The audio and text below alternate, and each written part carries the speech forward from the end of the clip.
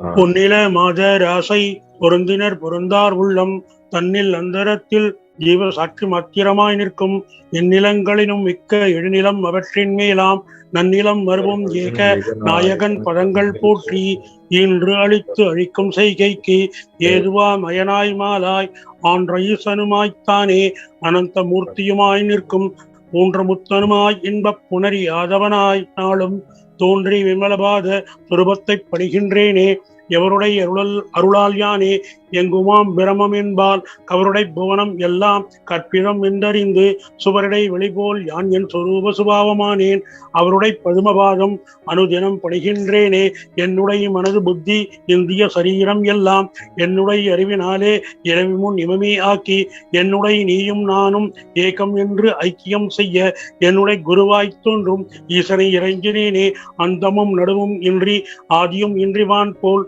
சந்ததம் ஒளிரும் ஞான சர்க்குரு பாதம் போற்றி பந்தமும் வீடும் காட்ட பரந்த நூல் பார்க்க மாட்டா மந்தனும் உணருமாறு பத்து தத்துவம் சொல்வேனே படர்ந்த வேதாந்தம் என்னும் பார்க்கடல் முண்டு முன்னூல் உடங்களில் நிறைத்து வைத்தார் புறவர்கள் எல்லாம் காய்ச்சி கடைந்து எடுத்து அளித்தேன் இந்த கைவல்ய நவநீதத்தை அடைந்தவர் விடயமன் தின்று அலைவரோ பசியிலாரே முத்தனை வெங்கடேச முகுந்தனை இணையாட்கொண்ட கர்த்தனை வணங்கிச் சொல்லும் கைவல்ய நவநீதத்தை தத்துவ விளக்கம் என்றும் சந்தேகம் தெளிதல் என்றும் வைத்து ஈடுபடலமாக வகுத்துரை செய்கின்றேனே. நமஸ்காரம் சுவாமி. நல்லது, பிளஸிங்ஸ். ஸோ இந்த வாரம் எல்லாரும் பாராயணம் பண்ண சொல்லியிருந்தோம், பண்ணியிருப்பேங்க அப்படின்னு நான் நம்பிட்டு சப்ஜெக்டுக்குள்ள போறேன். டெய்லி ஒரு 10 பாடல் எல்லாரும் 1000 மற்ற எல்லா பாடல்களையும் பாராயணம் பண்ணுங்க அப்படின்னு சொல்லியிருந்தோம். வார்த்தையை பிரதியா கேட்டிருந்தவங்க பாராயணம் பண்ணியிருப்பாங்க, கேட்காதவங்க பண்ணியிருக்க மாட்டாங்க. நல்லது. கடைசி 90வது பாடல் வரைக்கும் பார்த்துருக்கோம். பட் அதற்கு முன்னாடி இருக்க 2 பாடல்களை படித்து விட்டு இன்னைக்கு அடுத்து இருக்கக்கூடிய பாடல்களுக்குள் போலாம். பாடல் 79. ஐயனே எனதுள்ளே நின்று அனந்த ஜன்மங்களாண்ட மெய்யனே உபதேசிக்க வெளிவந்த குருவே போற்றி உய்யவே முக்தி நல்கும் உதவிக்கோர் உதவினாயேன் செய்யுமார் ஒன்றும் காணேன் திருவடி போற்றி போற்றி. ஸ்ரீமத் தாண்டவராய சுவாமிகளால் எழுதப்பட்ட இந்த கைவல்ய நவநீதம் புத்தகம் இது புத்தகம்னு சொல்ல முடியாது, ஒரு ஞானத்திற்கான ஒரு வழிகாட்டி. இந்த ஒரு கைவல்ய நவநீதத்தை சின்சியரா இதுக்குள்ள என்ன சொல்றாங்கிறது கான்டம்ப்ளேட் பண்ணி, சிரவணம் பண்ணி, மனனம் பண்ணி, அதுல ஆழ்ந்து உள்நோக்கி நமக்குள்ள கான்டம்ப்ளேட் பண்ணோம்னா கண்டிப்பா இது ஒரு பெரிய ஒரு ஞான தெளிவை கொடுக்கும் என்பது ஒரு சந்தேகம் இல்லாத ஒரு விஷயம். இங்க சீடன் பல கேள்விகள் ஆரம்பத்துல இருந்து கேட்டு அதற்கு குருவானவர் விளக்கங்களை கொடுத்து, தத்துவ விளக்கங்களை எல்லாம் ஒன்றொன்றாக கொடுத்து, கடைசியில் அந்த சீடனானவன் குருவின் உபதேசத்தினால் தனக்குள் ஒரு நிலையை அடைகின்றான், தனக்குள் ஒரு அனுபவத்தை அடைகின்றான். மனம் கடந்த நிலையில் எல்லாம் ஒன்றுதான் என்ற அந்த பிரம்மம் ஏகம் என்ற அந்த தன்மையை தனக்குள் ஒரு துளியாவது உணர்கின்றான். சமாதி நிலையில் அமர்ந்திருக்கின்றான். தன் முன்னே குரு அமர்ந்திருப்பதையும் அவன் அறியாமல் தனக்குள் மனம் கடந்த நிலையிலே அந்த சைத்தன்யத்தோடு ஒன்றிணைந்த பாவத்தோடு அவன் அமர்ந்து கொண்டிருக்கின்றான். சிறிது நேரம் கழித்து கண்களை திறந்து பார்க்கும் பொழுது தன் முன்னே குரு அமர்ந்திருப்பதையும் தான் ஏகாந்த நிலையிலிருந்து திரும்பி வந்திருப்பதையும் அவன் உணர்கின்றான். உணரும் பொழுது அவனுக்குள் நடக்கின்ற அந்த உணர்வு மாற்றத்தையும் அவனுக்குள் வெளிப்படுகின்ற பொங்குகின்ற அந்த நன்றி உணர்வின் காரணமாக அவன் பாடுகிற பாட்டுத்தான் இப்பொழுது நாம் பாடினது. அப்ப அதுல என்ன சொல்லியிருந்தாரு? ஐயனே எனதுள்ளே நின்று அனந்த ஜென்மங்கள் ஆண்ட. ஐயனே அப்படின்னா இறைவா, கடவுளே, குருவே, இவ்வளவு ஜென்மங்களாக நீங்கள் வெளியே இல்லை, எனக்குள்ளே அந்தர்யாமியாக எனக்குள்ளே இருந்து என்னை வழிகாட்டி வந்து கொண்டிருந்தீர்கள். அவ்வாறு வழிகாட்டி வந்த அந்த சத்குருவானவர் இப்பொழுது உடல் தாங்கி வெளியே இருந்து என்னை வழிகாட்டி கொண்டிருக்கிறீர்கள். உபதேசிக்க வெளிவந்த குருவே போற்றி. மெய்யனே, மெய்யை, உண்மையான தத்துவத்தை, பிரம்ம தத்துவத்தை உபதேசிப்பதற்காக எனக்குள் இருந்து இவ்வளவு ஜென்மங்களாக வழிகாட்டி வந்த என் குருநாதரே, இப்பொழுது வெளியிலே ஒரு உடல் தாங்கி வந்து எனக்கு வழிகாட்டி கொண்டிருக்கிறீர்கள். எனக்கு முக்தி நல்வதற்காக நீங்கள் மிகப்பெரிய ஒரு வேலைகளை எனக்காக இந்த சேவைகளை செய்து கொண்டிருக்கிறீர்கள். அவனுக்குள்ள ஒரு கிராட்டிடியூட் பொங்குது. நீங்க செய்யற இந்த உதவிக்கு அடியே நான் என்ன உதவி செய்ய முடியும்? நான் நாயிலும் கீழான ஒரு தன்மையுடையவன். நான் என்ன உங்களுக்கு ஒரு உதவி செய்ய முடியும்? உங்களுடைய திருவடி போற்றி போற்றி அப்படின்னு அவன் சொல்றான். என்னது, குருவை காலில் விழுந்து அவரை சுற்றி விழுந்து வணங்கி அவன் தன்னுடைய கண்ணீர் மழுக அந்த ஆனந்தத்துல இந்த உணர்வுகளை பகிர்ந்து கொள்கிறான். இதை பகிர்ந்து கொள்ளும் போது அடுத்து குருவானவர் என்ன சொன்னாரு? சிட்டன் இவ்வாறு கூற தேசிகர் மகிழ்ந்து நோக்கி, கிட்டவா என இருத்தி கிருவையோடு அருளி செய்வார். துட்டமாம் தடைகள் மூன்றும் தொடராமல் சொரூப ஞான நிட்டனாய் இருக்கின் ஈதே நீ செய்யும் உதவியாமை. இந்த மாதிரி சீடன் தனக்குள்ள நடந்த அனுபவத்தை பகிர்ந்தும் போது குருவுக்கு மிகவும் ஒரு ஆனந்தமாகிறது, இனிமையாகிறது. சீடனை பக்கத்துல கூப்பிட்டு, இங்க வாப்பா, பக்கத்துல உட்காரு, வெரி குட், நல்லது, நல்ல நீ தவம் பண்ணிருக்க, நல்லா உள்வாங்கியிருக்கிற, நல்ல நீ என்ன புரிந்து கொள்ள வேண்டுமோ அதெல்லாம் நல்லா என்ன பண்ணியிருக்க, உள்வாங்கியிருக்க. எனக்கு மிகப்பெரிய ஒரு மகிழ்ச்சி, உனக்குள்ள இவ்வளவு பெரிய ஒரு மாற்றம் ஏற்பட்டது எனக்கு மிகப்பெரிய ஒரு ஆனந்தமா இருக்குது. ஆனா இது வரைக்கும் நல்லதுதான். ஆனா இப்ப உனக்கு ஒரு முக்கியமான சில விஷயத்த சொல்றேன். இதோடு சேர்ந்து இதையும் கொஞ்சம் கடைபிடிச்சுக்கிட்டேன்னா உனக்கு எல்லாமே சரி. எனக்கு நீ என்ன செய்யணும்னு கேட்கிற. எனக்கு பணம் வேண்டாம், காசு வேண்டாம், இடங்கள் வேண்டாம், பொன் மாளிகைகள் எதுவும் வேண்டாம். நீ உனக்குள்ள என்ன இந்த கிடைச்சிருக்க இந்த ஆனந்தத்தையும் இந்த ஞானத்தையும் தடையில்லாமல் தொடர்ந்து அதுல திடப்படுத்தி நீ நிட்டனாக இருக்க கடணும். அதுதான் எனக்கு வேணும். நிஷ்டையில நீ இருக்க வேண்டும் என்பதுதான் அவருடைய விருப்பமாக சொல்லுகிறார். என்ன சொல்ற? துட்டமாம் தடைகள் மூன்றும், நீ என்ன உணர்ந்திருக்கியோ இப்போ உனக்குள்ள ஒரு அனுபவம் சார்ந்த ஒரு தெளிவுல இருக்கிற இல்ல, இந்த தெளிவை போக்குவதற்கான 3 தடைகள் இருக்கின்றன. இந்த தடைகளை நீ கம்ப்ளீட்டாக அடியோடு நீ இதை வெளிவராத அளவுக்கு நீ உனக்குள்ள கிடைக்கப்பட்டிருக்கக்கூடிய இந்த அப்ரோக்ஷ ஞானத்தை திடப்படுத்த வேண்டும். இதுவரைக்கும் கேட்ட ஞானம் உள்வாங்கினாய் பரோட்சமாக, அதை உனக்குள் மனனம் செய்து நிதித்தியாசனம் செய்து அப்ரோக்ஷமாக மாற்றியிருக்கிறாய்.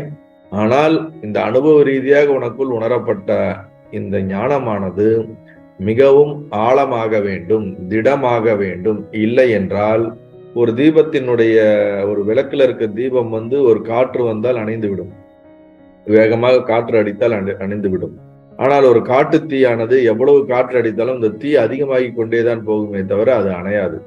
அதுபோல உனக்குள் இந்த ஒரு உதித்திருக்கக்கூடிய இந்த பிரம்ம ஞானமானது காட்டுத்தீ அளவுக்கு மிகவும் திடப்பட்டு நீ அதுவாகவே முழுவதுமாக நீ மாற வேண்டும். அவ்வாறு மாறவில்லை என்றால் இந்த 3 தடைகள் இருக்கிறது. இந்த தடைகள் உன்னுடைய ஞானத்தை வழிமாற்றி விடக்கூடிய வாய்ப்புகள் இருக்கிறது. அப்படி நீ அந்த தடைகள் இல்லாமல் நீ செய்வதுதான் எனக்கு நீ செய்யக்கூடிய உதவி அப்படின்னு அவர் சொல்லியிருந்தார். அதற்கு சீடன் என்ன கேட்டான்? நீ நான் என்று இரண்டும் இல்லாமல் நிறைந்த பூரணமாய் எங்கும் நானாக தெளிந்த ஞானம் நழுவுமோ குருவே என்றான். என்ன குருவே இப்படி சொல்கிறீர்கள்? இப்பதான் கஷ்டப்பட்டு நீங்க சொன்னதெல்லாம் ஸ்ரத்தையா கேட்டு உள்வாங்கி எனக்குள்ள ஒரு ஞானத்தை வந்திருக்கிறேன்.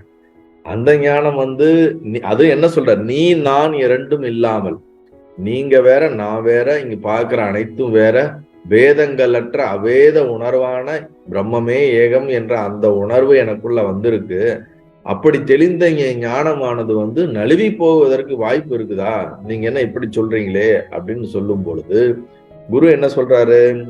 குருவே என்றான், தானாகும் பிரம்ம ரூபம் சத்குரு நூலால் தோன்றும், ஆனாலும் தடைகள் உண்டேல் அனுபவம் உரைத்திடாதே.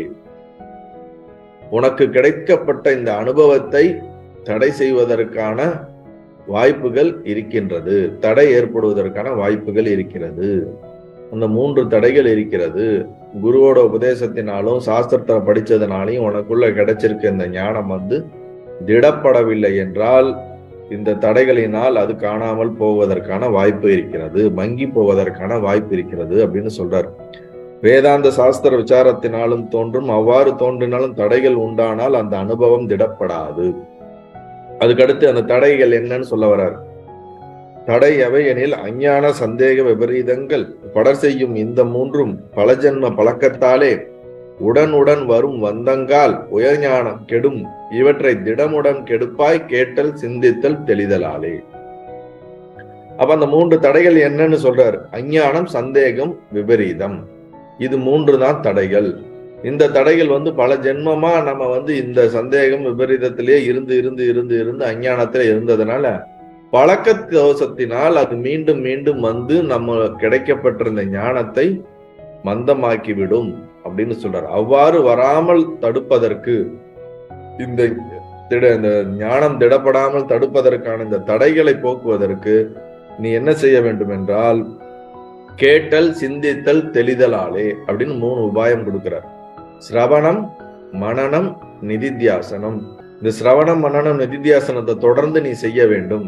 தொடர்ந்து நீ செய்தால் என்றால் உன்னுடைய ஞானமானது, இந்த அப்ரோக்ஷ ஞானமானது மிகவும் திட அப்ரோக்ஷ ஞானமாக மாறும் அப்படின்னு இங்க சொல்றார். அதற்கு அடுத்த பாடல் என்ன பார்த்தோம்?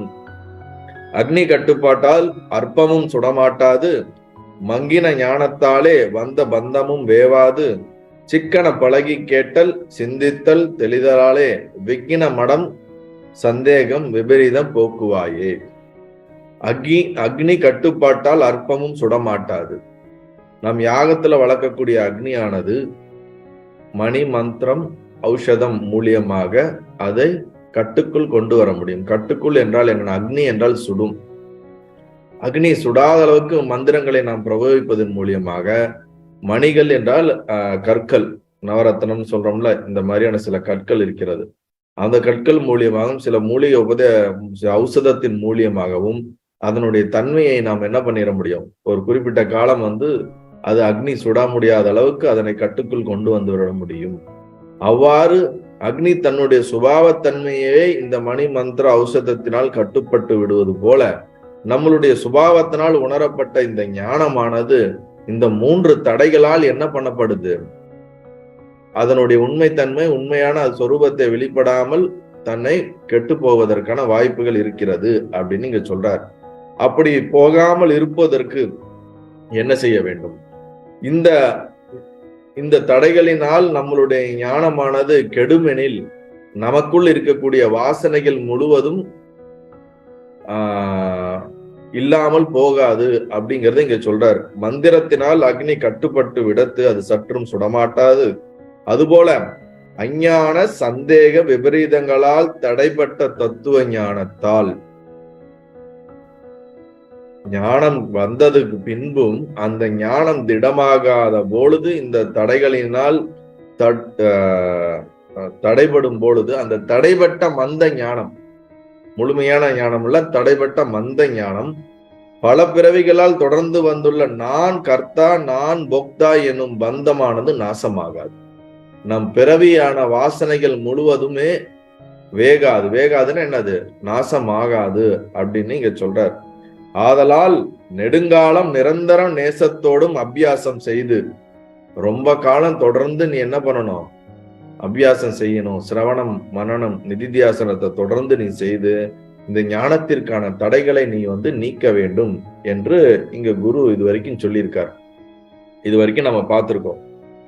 இப்ப அதுக்கு அடுத்த பாடலை பார்ப்போம். பிரம்ம பாவனை மூடி பேதம் காட்டுவது அஞ்ஞானம், புறவன் வாக்கியம் நம்மாமல் குழம்புவதாம் சந்தேகம், திறமறு ஜகம் மெய் என்று தேகம் என்றும் தேகம் நான் என்றும் உள்ளே விரவிய மோகந்தானே விபரீதம் என்பர் மேலோர். பிரம்ம பாவனையை மூடி பேதம் காட்டுவது அஞ்ஞானம். அதாவது நான் பிரம்மமாக இருக்கின்றேன் என்ற அந்த ஞானம் ஏற்பட்டு விட்டது. அந்த சீடனானவன் சமாதியில் இருந்து வெளிவந்து நான் அதுவாக இருக்கிறேன் என்ற இந்த அனுபவங்களை பெற்று விட்டான். அப்படி பெற்ற இந்த அனுபவமானது காலப்போக்கிலே இந்த அஞ்ஞானமானது இந்த அனுபவத்தை, இந்த அறிவை என்ன செய்து திரை போட்டு மூடுவது போல இந்த ஞானத்தை நம்மிடம் இருந்து மறைத்து, நமக்கு அவ்வாறு ஏற்பட்ட அந்த அனுபவத்தையே மறைத்து விடும். அவ்வாறு மறைப்பதற்கு பேருதான் அஞ்ஞானம். பிரம்ம பாவனையை மூடி பேதம் காட்டுவது. பிரம்ம பாவனை வேற, பிரம்ம கல்பனை என்பது வேற. நான் பிரம்மமாக இருக்கிறேன் என்பது கற்பனை பண்ணுவது வேற. அது இங்க கற்பனை பண்ண பத்தி சொல்லலைங்க. பாவனை, நான் அதுவாக இருக்கிறேன் அப்படின்னு அந்த உணர்விலே வாழ்வது. அந்த உணர்விலே வாழக்கூடிய அந்த தன்மையவே இந்த அஞ்ஞானம் என்ன பண்ணிருது, மூடிவிடும். இது எப்ப நடக்கும்னா, யார் ஒருவர் தெளிவு ஏற்பட்டதுக்கு அப்புறம் ஒரு விதமான ஒரு சாதகனானவன் ஒரு குருவிடம் இருந்தோ பயிற்சி பெற்று கொண்டிருக்கும் போது, சிரவண காலத்தில் இந்த மாதிரி நிறைய சாஸ்திரங்களை கேட்கும் பொழுது, அல்லது ஆழமான இந்த பயிற்சிகளை தீவிரமாக ஈடுபடும் பொழுது, முழுவதுமான சிரவணம் முடிவதற்கு முன்பு அவனுக்குள் ஏதாவது ஒரு அனுபவங்கள் ஏற்படும் பொழுது, சமாதி அனுபவங்களோ மனம் கடந்த அனுபவங்களோ ஏற்படுவதற்கான வாய்ப்புகள் நிறைய இருக்கிறது. ஏனென்றால் அவன் சாதனை காலத்திலே மிகவும் சிரத்தையோடு சாதனை செய்யும் பொழுது அந்த சாதனையின் பலனாக அவனுக்கு பல அனுபவங்கள் ஏற்படும். குரு உபதேசமும் கொடுத்திருப்பாரு. அந்த அனுபவம் அவருக்குள்ள ஏற்படும் பொழுது குரு கொடுத்த உபதேசமானது முழுவதுமாக அது பக்குவமாக உள்ளே படாமல் கூடும் இவனுடைய சாதனையின் பலனாக சில அனுபவங்கள் ஏற்படும். அவன் எவ்வாறு அந்த சாதனையின் போது என்ன தத்துவத்தை உள்வாங்கி கொண்டு அவன் சாதனை செய்கிறானோ அதற்கு ஏற்றார் போல் அவனுக்கு ஒரு அனுபவங்கள் ஏற்படும். இப்ப ஒரு வேதாந்தம் படிச்சுதான் அந்த வேதாந்தம் படிச்சு சாதனை பண்ணி அவன் பிரம்ம ஞானத்தை அடையணும்னு இல்லை. ஒரு சில பேர் பதஞ்சலி யோக சூத்திரமோ அல்லது வெவ்வேறு சாஸ்திரங்களை கேட்டுக்கொண்டே இருக்கும் பொழுது சில தியானங்களை சில தியான நுட்பங்களை ரொம்ப சின்சியரா அவங்க பிராக்டிஸ் பண்ணும்போது என்ன ஆகும்னா, அந்த தியானத்தின் பலனாக மனம் கடந்த நிலையோ சமாதி நிலையோ அல்லது வெவ்வேறு விதமான அனுபவங்கள் ஏற்படும். அந்த அனுபவங்கள் ஏற்படும் பொழுது அவர்கள் உயர்ந்த ஒரு எக்ஸ்டசியான நிலையில ஒரு விதமான ஒரு உயர்ந்த அந்த எல்லாம் ஒன்றுதான்ற அந்த அனுபவத்தை ஒரு டேஸ்டாச்சு பார்த்துட்டு வந்துருவாங்க. ஆனா பார்த்துட்டு திருப்பி இங்க நார்மலான நம்மளுடைய சரீரத்துக்கு வரும் பொழுது அந்த அனுபவம் மிகவும் உயர்ந்ததாகவும் மிகவும் ஒரு பிரகாசமானதாகவும் இருக்கும். ஆனா இந்த மனம் என்ன பண்ணும், இதற்கு முன்னாடி அது எப்படி என்னென்னலாம் படித்து கேட்டதோ அதற்கு என்ன அறிவு இருக்கிறதோ அந்த அறிவை வைத்துத்தான் இந்த அனுபவத்தை ஆராய்ச்சி செய்து ஒரு முடிவுக்கு வரும். உதாரணத்துக்கு பிரம்மம் ஏகம் அப்படிங்கிற பிரம்மம் ஒன்றுதான் இருக்கிறது என்ற ஒரு அறிவே அவனுக்கு கொடுக்கப்படாத ஒருவன் தீவிரமான சாதனைகளினால் அவனுக்கு ஒரு தியானம் கொடுக்கப்பட்டு ஒரு குருவினால் வேற ஒரு சம்பிரதாய குருவினால் ஒரு வழிகாட்டல் கொடுக்கப்பட்டு அவன் அதை சின்சியராக செய்து அவன் சமாதி நிலையை அடைந்து மீண்டும் வந்தான் என்றால் அவன் எது சரி என்று நினைப்பான் என்றால் அவனுக்கு என்ன போதிக்கப்பட்டதோ அதுதான் இந்த அனுபவம் அதை தான் குறிப்பிடுகிறது என்று அதை தான் உண்மை என்று அவன் போதிக்க ஆரம்பித்துடுவான், அதை உண்மை என்று நினைக்க ஆரம்பித்துடுவான். இது சூட்சமான ஒரு விஷயம் இந்த இடத்துல நீங்க ஆழமா புரிஞ்சுக்கணும். அதாவது பயிற்சி தொடர்ந்து செய்வதனால் கிடைக்கக்கூடிய அனுபவம் ஒன்று இருக்கிறது. அந்த அனுபவமே முழுமையான பிரம்மம் தான் என்ற அந்த அனுபவத்தை தான் குறிக்கிறது என்று புரியாமல் கூட இந்த சாதனை செய்யும் போது அவனுடைய அறிவானது முழுமையான ஒரு பக்குவம் அடையாமல் அவனுக்கு ஏதாவது அனுபவம் ஏற்பட்டால் அவன் பக்குவம் அடையாத போது அவனுக்கு என்ன அறிவு இருக்கோ அதை சார்ந்துதான் இந்த அனுபவத்தை ஒப்பிட்டு அவன் இதுதான் சத்தியம் இதுதான் உண்மை என்று அவனுக்கு ஒரு புரிதலுக்குள்ள அவன் வந்துட முடியும். அததான் இங்க விபரீதம் அப்படின்னு சொல்றோம். அதாவது துவைத்த சாஸ்திரங்கள் நிறைய இருக்குது. பதஞ்சலி யோக சூத்திரமே ஜீவன் நிறைய இருக்கிறது, விசேஷ ஈஸ்வரன் இருக்கிறது அப்படின்னு சொல்லுது. எல்லாமே ஒண்ணுன்னு சொல்லல. இப்ப பதஞ்சலி யோக சூத்திரத்தை ஒருத்தர் சின்சியரா பிராக்டிஸ் பண்ணிட்டு இருக்காரு. அதுல இருக்கக்கூடிய அஷ்டாங்க யோகத்தெல்லாம் பிராக்டிஸ் பண்ணி அந்த சமாதி நிலைன்றத பிராக்டிஸ் பண்ணி அதை அடைஞ்சிட்டு வராருன்னு நினைச்சுங்களேன். அவருக்கு இந்த அத்வைதத்தை பத்தியே தெரியல அப்படின்னா அவரை பொறுத்த வரைக்கும் பதஞ்சலியால் என்ன சொல்லப்பட்டிருக்கிறதோ அந்த அனுபவத்தை தான் நான் இதை அனுபவித்திருக்கிறேன் என்று அதுதான் உண்மை அதுதான் இருக்கிறதுலே சத்தியம் அல்டிமேட் ட்ரூத் என்று அவர் நினைப்பார். அவர் அதுவாக நினைத்து அவர் தான் வாழ்வார், அதைத்தான் சொல்லி கொடுப்பார். அதுல எந்த இதுவும் இல்லை. ஆனால் அவர் அடைந்த அந்த அனுபவமானது இந்த அத்வைத ஞானத்தினால் பிரம்மம் ஒன்றுதான் என்ற இந்த ஞானத்தினால் கவுண்டர் பண்ணும் பொழுது அவருடைய அறிவானது அங்கு அடிபட்டு போயிடும். விசாரம் பண்ணும்போது அவருக்கு ஏற்பட்டிருக்க அனுபவமானது முழுமை இல்லாத ஒரு அனுபவம் என்பது முழுமை இல்லாத ஒரு அறிவு என்பது பின்னாடி நம்ம அவருக்கு விசாரங்கள்ல நம்ம ஒரு வாதம் பண்ணும்போது அதுல அவருக்கு புரிய வரும், இல்ல புரியாம கூட போகலாம். இப்ப இங்க என்ன சொல்ல வருதுன்னா, அனுபவங்கள் நமக்கு கிடைத்த பின்பும் நாம் அறியாமையிலே இருப்பார்கள் என்பதை தெளிவாக தெரிந்து கொள்ளுங்கள். நீங்கள் பெறப்படுகின்ற சமாதி அனுபவத்தினால் மட்டுமே நீங்கள் முழுவதுமான பிரம்ம ஞானிகளாக ஆகிவிட்டீர்கள் என்று நாம் நினைத்தோம் என்றால் அதுவும் ஒரு அறியாமை. அதான் இங்க எஸ்டாப்ளிஷ் பண்றேன். இந்த அனுபவங்கள் நாம் கிடைக்கும் பொழுது நமக்கு என்ன பக்குவம் இருக்கிறதோ, அறிவிலே என்ன தன்மை இருக்கிறதோ, அந்த தன்மைக்கு ஏற்றார் போல் அது சத்தியம் என்று புரிந்து கொண்டு அது உண்மை என்று வாழ ஆரம்பித்து விடுவோம். அதனாலதான் இங்க குரு ரொம்ப சின்சியரா வார்ன் பண்றார் சீடனை. நீ உனக்கு ஒரு அனுபவம் கிடைச்சிருக்கு, நீ பிரம்மன் தான் ஏகன்ற ஒரு அனுபவத்தை நீ பெற்றிருக்கிற. ஆனா காலப்போக்குல உன்னுடைய அறியாமையினாலையும் உன்னுடைய வாசனையினாலையும் நீ கிடைச்சிருக்க இந்த அனுபவமும் இந்த அறிவும் ஆனது தடைபடுவதற்கான வாய்ப்பு இருக்கிறது. இவனுக்கு கிடைச்சிருக்க அனுபவம் என்னன்னா பிரம்மம் ஏகம்ங்கிற அனுபவம் தான் கிடைச்சிருக்கு, அதுவே தடைபடும் சொல்றாரு. இன்னும் வேற வேற அனுபவங்கள் பெற்று வேற ஒரு அறிவில் இருந்தாங்கன்னா அவங்கள பொறுத்த வரைக்கும் பிரம்மம் ஏகம்னே கிடைக்கல, அவர்கள் வேற எதையோ சத்தியத்தை உண்மை என்று நினைத்து கொண்டு செல்வார்கள். அததான் இங்க விபரீத ஞானம் அப்படின்னு மூன்றாவதா சொல்றாரு. பல பேரு அவங்களுக்கு அனுபவம் ஏற்பட்ட உடனே நாம ஞானம் அடைஞ்சிட்டோம், இதுக்கு மேல நமக்கு ஒன்றும் சாஸ்திரங்கள் தேவையில்லை, குரு தேவையில்லை, எதுவும் தேவையில்லை, நாம் செய்வதெல்லாம் சரி என்றும் நாம் நினைப்பதெல்லாம் சரி என்றும் அவர்கள் ஒரு வழி அமைத்துக் கொண்டு அந்த வழிதான் சரி என்று சென்று விடுவார்கள்.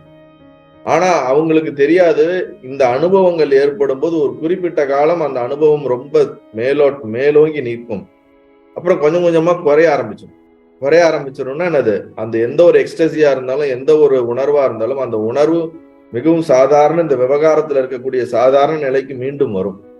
அந்த மீண்டும் வரும்பொழுது நம் மனமானது எந்த வாசனைகளின் பிடிவில் இருக்கிறதோ அந்த வாசனைகளுடைய தாக்கம் அதுக்கப்புறம் அதிகமா இருக்கும். அதுதான் ரொம்ப முக்கியம்.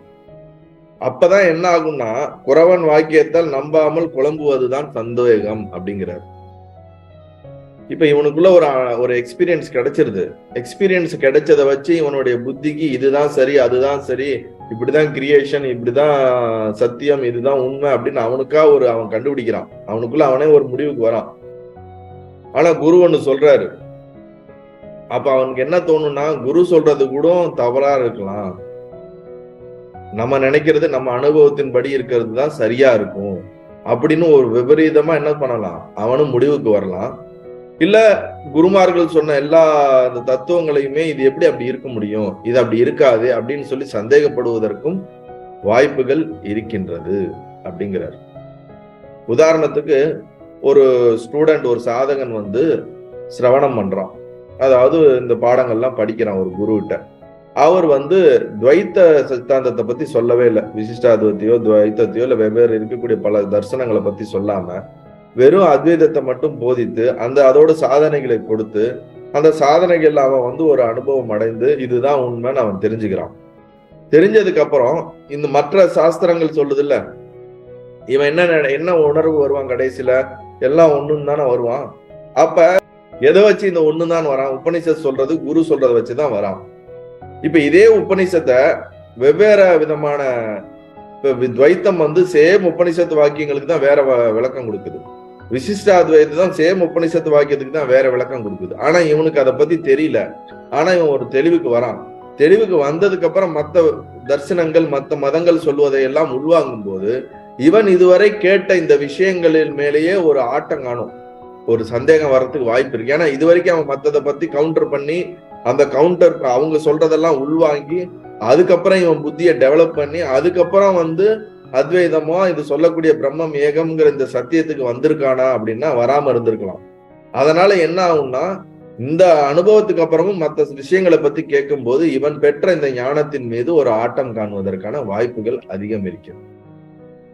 அதனாலதான் இங்க என்ன சொல்றாங்கன்னா, எல்லா விதமான தரிசனங்கள் மற்ற சத்தியங்கள் என்ன சொல்கிறது என்பதை நாம் உள்வாங்கி கொள்ள வேண்டும்.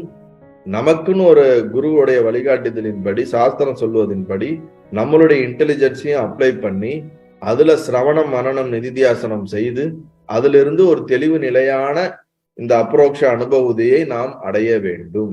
அப்படி அடைந்தால்தான் அது சரியான மெய்யான திடமான ஞானமாக இருக்கும் என்று இங்கு சொல்லப்படுகிறது. திறமறு ஜகம் மெய் என்றும் தேகம் நான் என்றும் உள்ளே விரவிய மோகத்தினாலே விபரீதம் என்பர் மேலோர். அதாவது இந்த ஆக்சுவலி ஒரு சாதகன் உள்ளுக்குள்ள இப்ப உங்களுக்கு எல்லாத்துக்கும் நான் என்ற ஒரு உணர்வு இருக்கு. இந்த நான் என்ற உணர்வானது ஒரு அறியாமையினால் அதுல ஜீவன் என்ற இந்த சரீரத்தை பாவனை செய்யக்கூடிய அபிமானத்துல இருக்கக்கூடிய நான். நீங்க எல்லாம் இப்ப அந்த ஸ்டேஜ்ல இருக்கீங்கன்னு வச்சுங்களேன். இதுல இருந்துதான் நீங்க ஒர்க் பண்றீங்க. எனக்குள்ள அழியாத மாறாத உண்மையான நான் ஒன்று இருக்கிறது, அந்த நானைத்தான் நான் உணர வேண்டும் என்று நாம ஒர்க் பண்ணிட்டு இருக்கோம் நாமெல்லாம். புரியுதா இல்லைங்களா? இப்ப இந்த இடத்துல தெளிவடைஞ்சு ஒரு அனுபவத்தை அடைஞ்சவன் என்ன அவனுக்கு எப்படி இருக்கும்னா, ரெண்டு நான் இருக்கும் அவனுக்கு.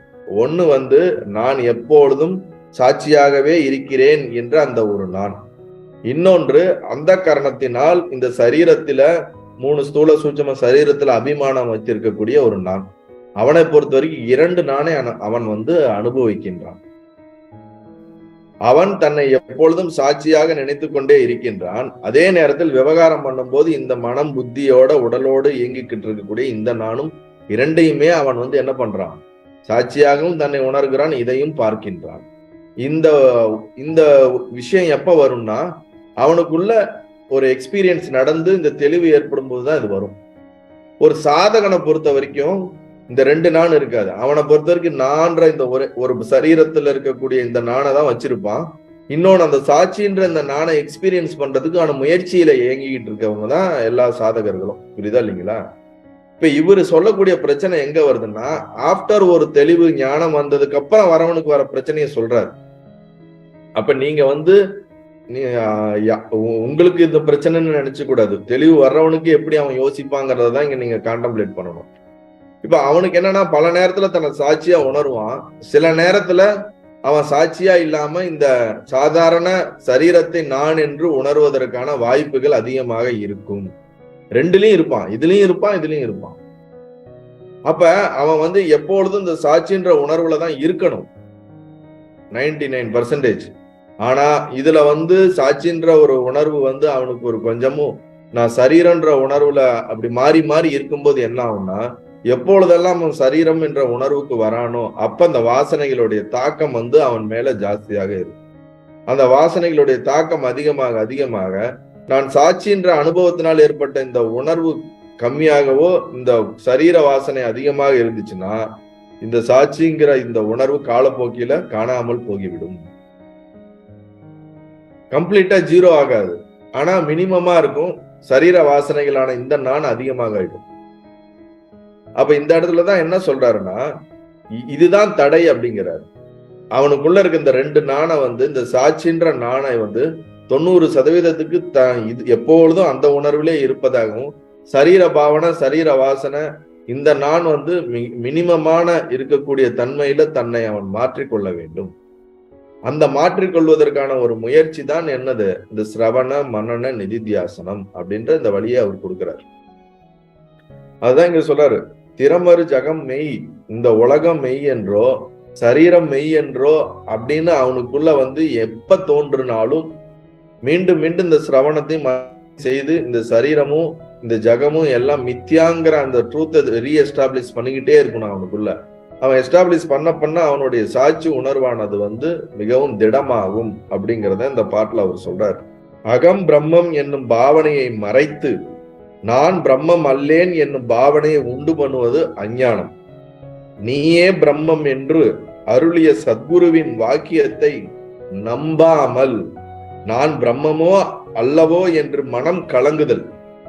குரு உங்களுக்கு தீட்சை கொடுக்கிறாரு, உங்களுக்கு சொல்றாரு நீதான் பிரம்மம்னு. ஆனா நம்ம நம்புறதில்ல, நம்ம இப்பயும் நம்புறதில்ல. சப்போஸ் ஒரு எக்ஸ்பீரியன்ஸ் கிடைச்சு ஒரு தெளிவானதுக்கு அப்புறமும் அதுல இன்னமும் ஒரு முழுமை இல்லாம ஒரு சந்தேகம் வந்துகிட்டே இருந்துச்சுன்னா அதை இங்க சொல்றாரு. 2வது, நான் பிரம்மம் இல்லைன்ற ஒரு அந்த அறிவுல இருந்தாலும் அது அஞ்ஞானம்னு சொல்லிடுறாரு.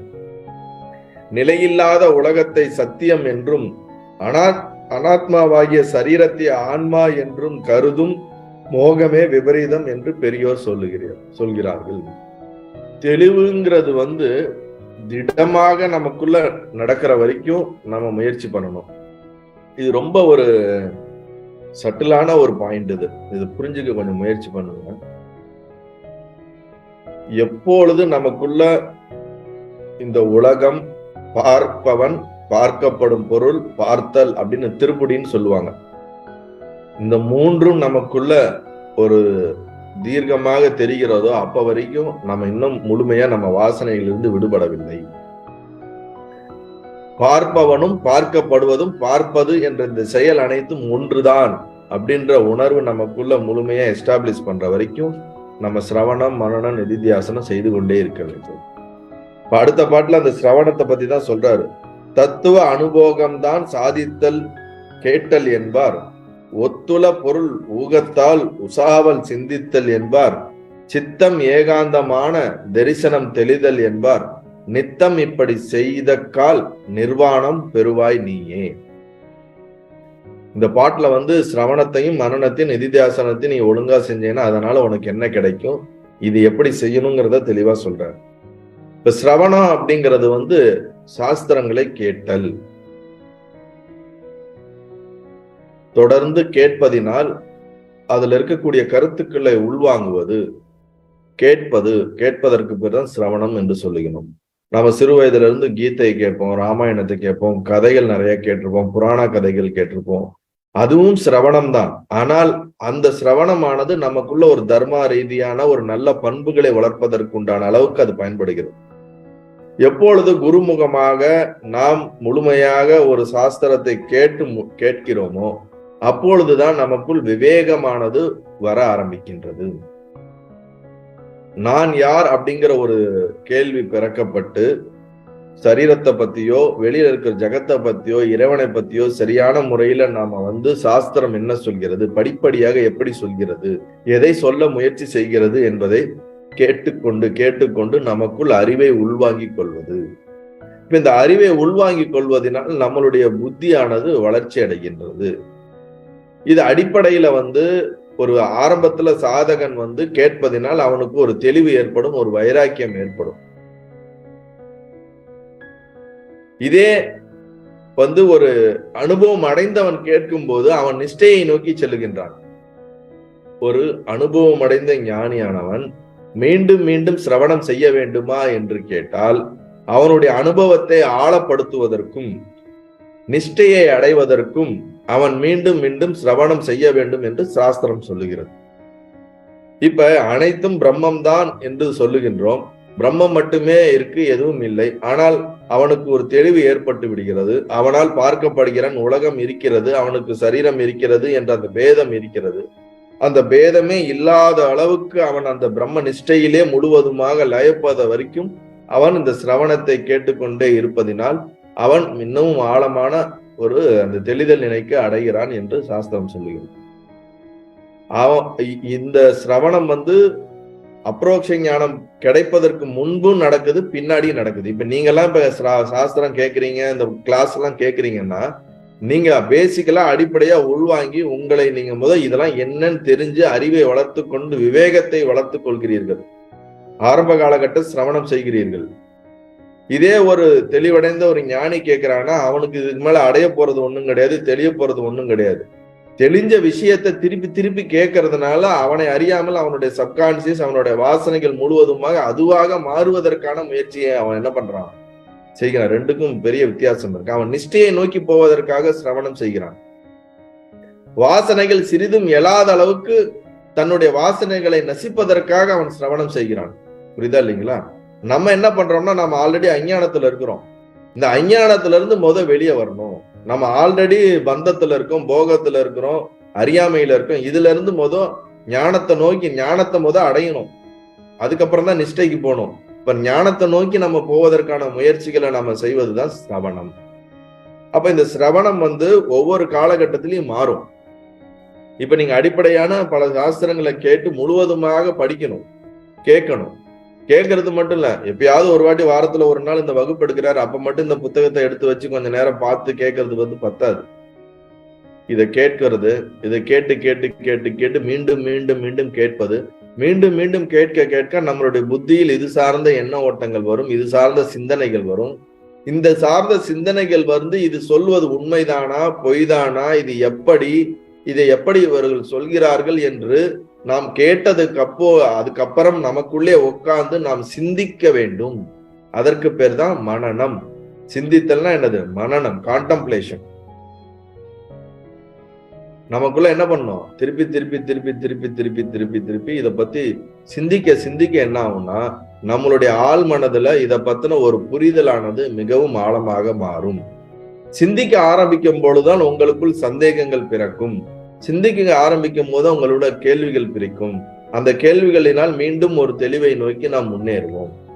கேட்கறதுனா நம்ம கேட்போம், உள்வாங்கிக்குவோம். கான்டம்ப்ளேட் பண்ணலைன்னா அது உள்ள போய் சும்மா உட்காந்துக்குமே தவிர அதனால பெரிய ஒரு இது இருக்காது. கான்டம்ப்ளேட் பண்ணணும். அதுக்குதான் என்ன சொல்றாரு? தத்துவ அனுபோகம் தான் சாதித்தல் கேட்டல் என்பார். பிரம்மம் தான் எங்கும் நிறைந்திருக்கிறது, பிரம்மம் ஒன்றே இருக்கிறது, பிரம்மாகார விருத்தி என்று சொல்லக்கூடிய அந்த தத்துவத்தை மீண்டும் மீண்டும் அது கேட்க வேண்டும். அதைத்தான் இங்க சிரவணத்துக்கு சொல்லி ஒத்துல பொருள் ஊகத்தால் உசாவல் சிந்தித்தல் என்பார். உசாவல்னா ஆராய்ச்சின்னு என்ற அர்த்தம். இடைவிடாது ஆராய்ச்சி செய்தல். எதை? அந்த தத்துவம் சொல்லக்கூடிய அர்த்தத்தை சிந்திப்பது. தத்துவம், தத்துனா என்ன, தொம்னா என்ன, அசினா என்ன, இது என்ன சொல்ல வருது, இது சொன்னதை பத்தினா அது என்ன பொருள்களை குறிக்கிறது, என்ன அர்த்தத்தை கொடுக்கிறது, அந்த அர்த்தம் சரிதானா என்று மீண்டும் மீண்டும் மீண்டும் மீண்டும் ஆராய்ச்சி செய்து நம் மனதிலே புத்தியிலே மீண்டும் மீண்டும் அதை நிலைநாட்டுவது. அப்படி நிலைநாட்டுவதற்கு பேரு தான் சிந்தித்தல், மனனம். அப்படி சிந்திக்கப்பட்ட அந்த சித்தமானது ஏகாந்தத்தை அடைகிறது. சித்த ஏகாந்தமான தரிசனம் தெளிதல் என்பர். எப்பொழுதும் மீண்டும் மீண்டும் சிரவணம் கேட்டு கான்டம்ப்ளேட் பண்ணி மனனம் செய்ததுக்கு அப்புறம், சிந்திச்சதுக்கு அப்புறம் அந்த அர்த்தத்துல அப்படியே தியானிப்பது. தத்துவமசி அப்படின்னா அது எந்த அர்த்தத்தை குறிக்கிறதோ அந்த அர்த்தத்தை அப்படியே உள்வாங்கி அந்த அர்த்தத்திலே இருக்க முயற்சி செய்வது, அந்த அர்த்தத்திலே தியானிப்பதற்கு பேர் தான் தெளிதல் என்று அர்த்தம். அப்ப நம்ம அந்த நிலையிலேயே இருப்போம். அது எந்த நிலையை குறிக்கிறதோ, பிரம்மம் எடுத்து சொல்லுதோ அந்த அர்த்தத்தை அப்படியே தியானித்து அதோடு ஒன்றாக கரைவதற்கான முயற்சி தான் தெளிதல். தொடர்ந்து அந்த உணர்விலே இருப்பதற்கான முயற்சி. சோ சித்தம் ஏகாந்தமான தரிசனம் தெளிதல் என்பர். நித்தம் இப்படி செய்யத்தக்கல். நித்தம்னா என்னது? எப்பொழுதும் தினசரி இந்த மாதிரி நீ உனக்குள்ள நீ முயற்சி செய்து உன்னுடைய வாசனைகள் எழாதவாறு நீ உன்னுடைய சிரவண மனன நிதித்தியாசத்தினால் உன்னுடைய சித்தத்தை சுத்தம் செய்து நீ இருந்தால் என்றால் நிர்வாணம் பெறுவாய் நீயே. நிர்வாணம் அப்படின்னா என்ன அர்த்தம்? நம்ம உடலில் சரீரத்துல வஸ்திரம் இல்லாமல் இருப்பது நிர்வாணம் என்று சொல்லுவோம். அதுபோல இந்த ஸ்தூல சூட்சம காரண சரீரங்கள் இல்லாமல் அதற்கு ஆதாரமா இருக்கக்கூடிய சைத்தன்யத்திலே நிலை பெறுதலுக்கு பேர் தான் நிர்வாணம். கோஷங்கள் எதுவும் இல்லாமல் ஆத்மாவிலே எஸ்டாப்ளிஷ் ஆவதற்கு பேர் தான் என்னது? நிர்வாணம் என்று அர்த்தம். அப்ப இந்த தேவையில்லாத வாசனைகளை எல்லாம் விட்டு விட்டு, மனம் நான் என்ற இந்த அபிமானத்தையும் விட்டு விட்டு நான் அதுவாக இருக்கிறேன் என்ற அந்த பிரம்ம பாவனையில எப்பொழுதும் நிலைபெறுத்து இருப்பதற்கு பேர் தான் நிர்வாண நிலை அப்படின்னு இங்க சொல்றார்.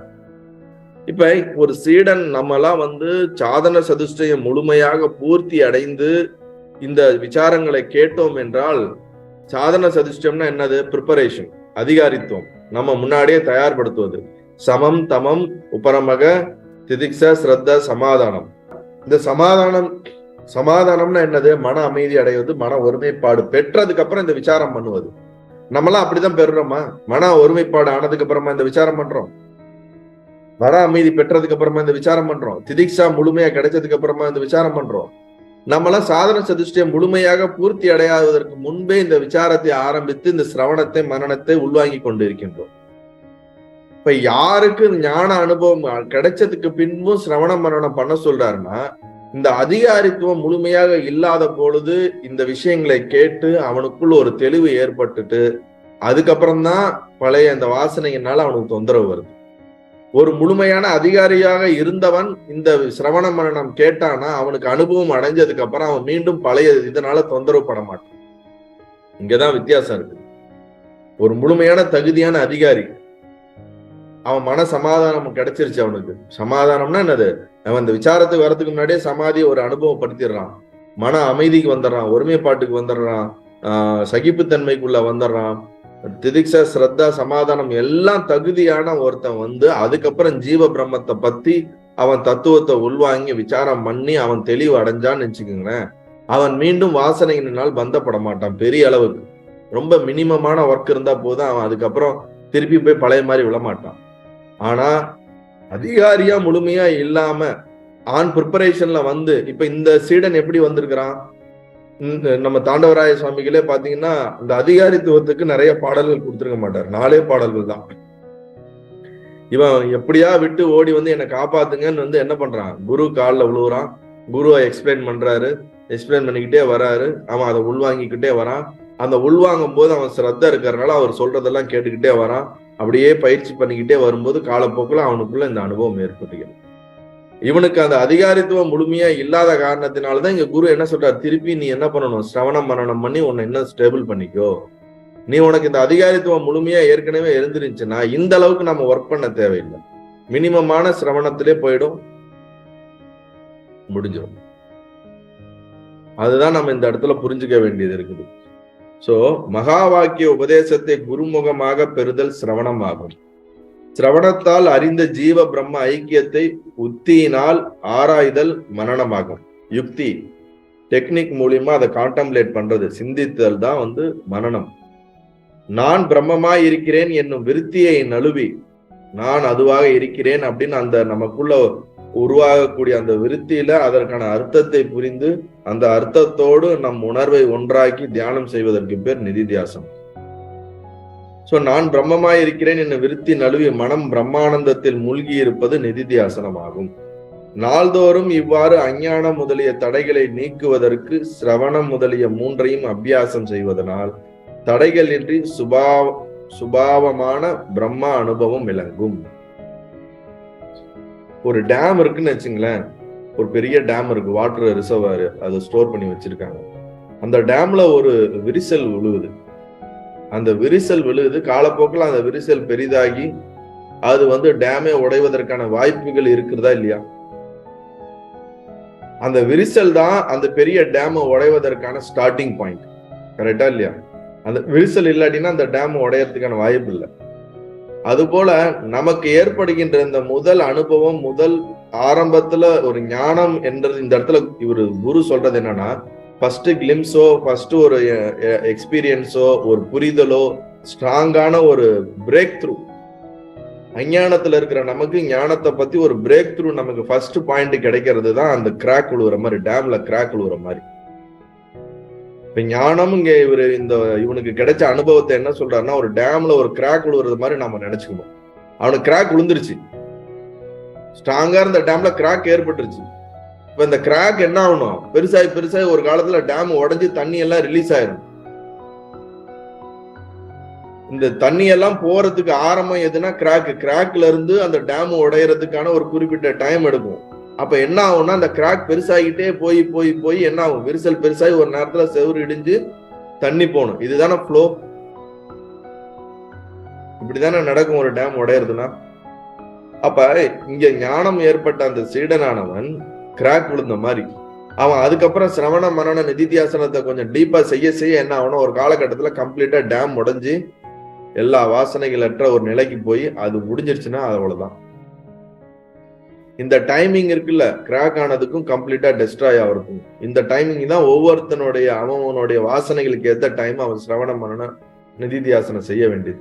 ஒருத்தருக்கு கொஞ்சம் நேரம் இருக்கலாம், ஒருத்தருக்கு கொஞ்சம் காலம் இருக்கலாம், ஒருத்தருக்கு ரொம்ப காலம் எடுத்துக்கலாம். அது டிபெண்டிங் அப்பான் ஈச் இண்டிவிஜுவலுடைய வாசனைகள் தன்மையை பொறுத்து மாறுபடும், அவர்கள் முன்னாடி செய்த சாதனைகளை பொறுத்து மாறுபடும். இப்ப சம்டைம்ஸ் என்ன ஆகும்னா, இப்போ ஒரு கிராக் விழுந்துருது, ஆனா அந்த கிராக் விழுந்தது அது பெருசாகாம அந்த கிராக்லயே நின்று போறதுக்கான வாய்ப்பு இருக்குது. இல்ல அந்த கிராக்ல போய் ஏதாவது ஒண்ணு அடைச்சி அதை கம்ப்ளீட்டா மூடி அந்த கிராக் பெருசாகாம இருக்கிறதுக்கும் வாய்ப்பு இருக்குது. அததான் என்ன சொல்றோம்னா, இந்த அனுபவம் அடைஞ்சதுக்கு அப்புறமும் அஞ்ஞானம் விபரீதம் சந்தேகத்தினால் அது என்ன ஆயிடுது, இந்த ஞானம் மறைக்கப்பட்டு விடுகிறது. அப்படிங்கிறது என்னன்னா, கிராக் விழுந்ததுக்கு அப்புறமும் அந்த கிராக் ஏதோ ஒரு காரணத்தினால பெருசாகாம அப்படியே நின்னுடுது. அததான் நம்ம என்ன சொல்றோம், ஆஃப்டர் த பிரேக் த்ரூ கிடைச்சதுக்கு அப்புறமும் அது முழுமையடையாத தன்மையில போயிருது. இந்த சிரவணம் மனனம் நிதித்தியாசனம் எத்தனை காலம் வரைக்கும் செய்யறது? என்னங்க தெளிவுக்கு ஏற்பறதுக்கு அப்புறமும் நீங்க படிக்க சொல்றீங்களே, எதுக்கப்புறமும் கேட்க சொல்றீங்களே, அதுக்கப்புறமும் மந்திரம் சொல்லணுமா, ஜபம் சொல்லணுமா?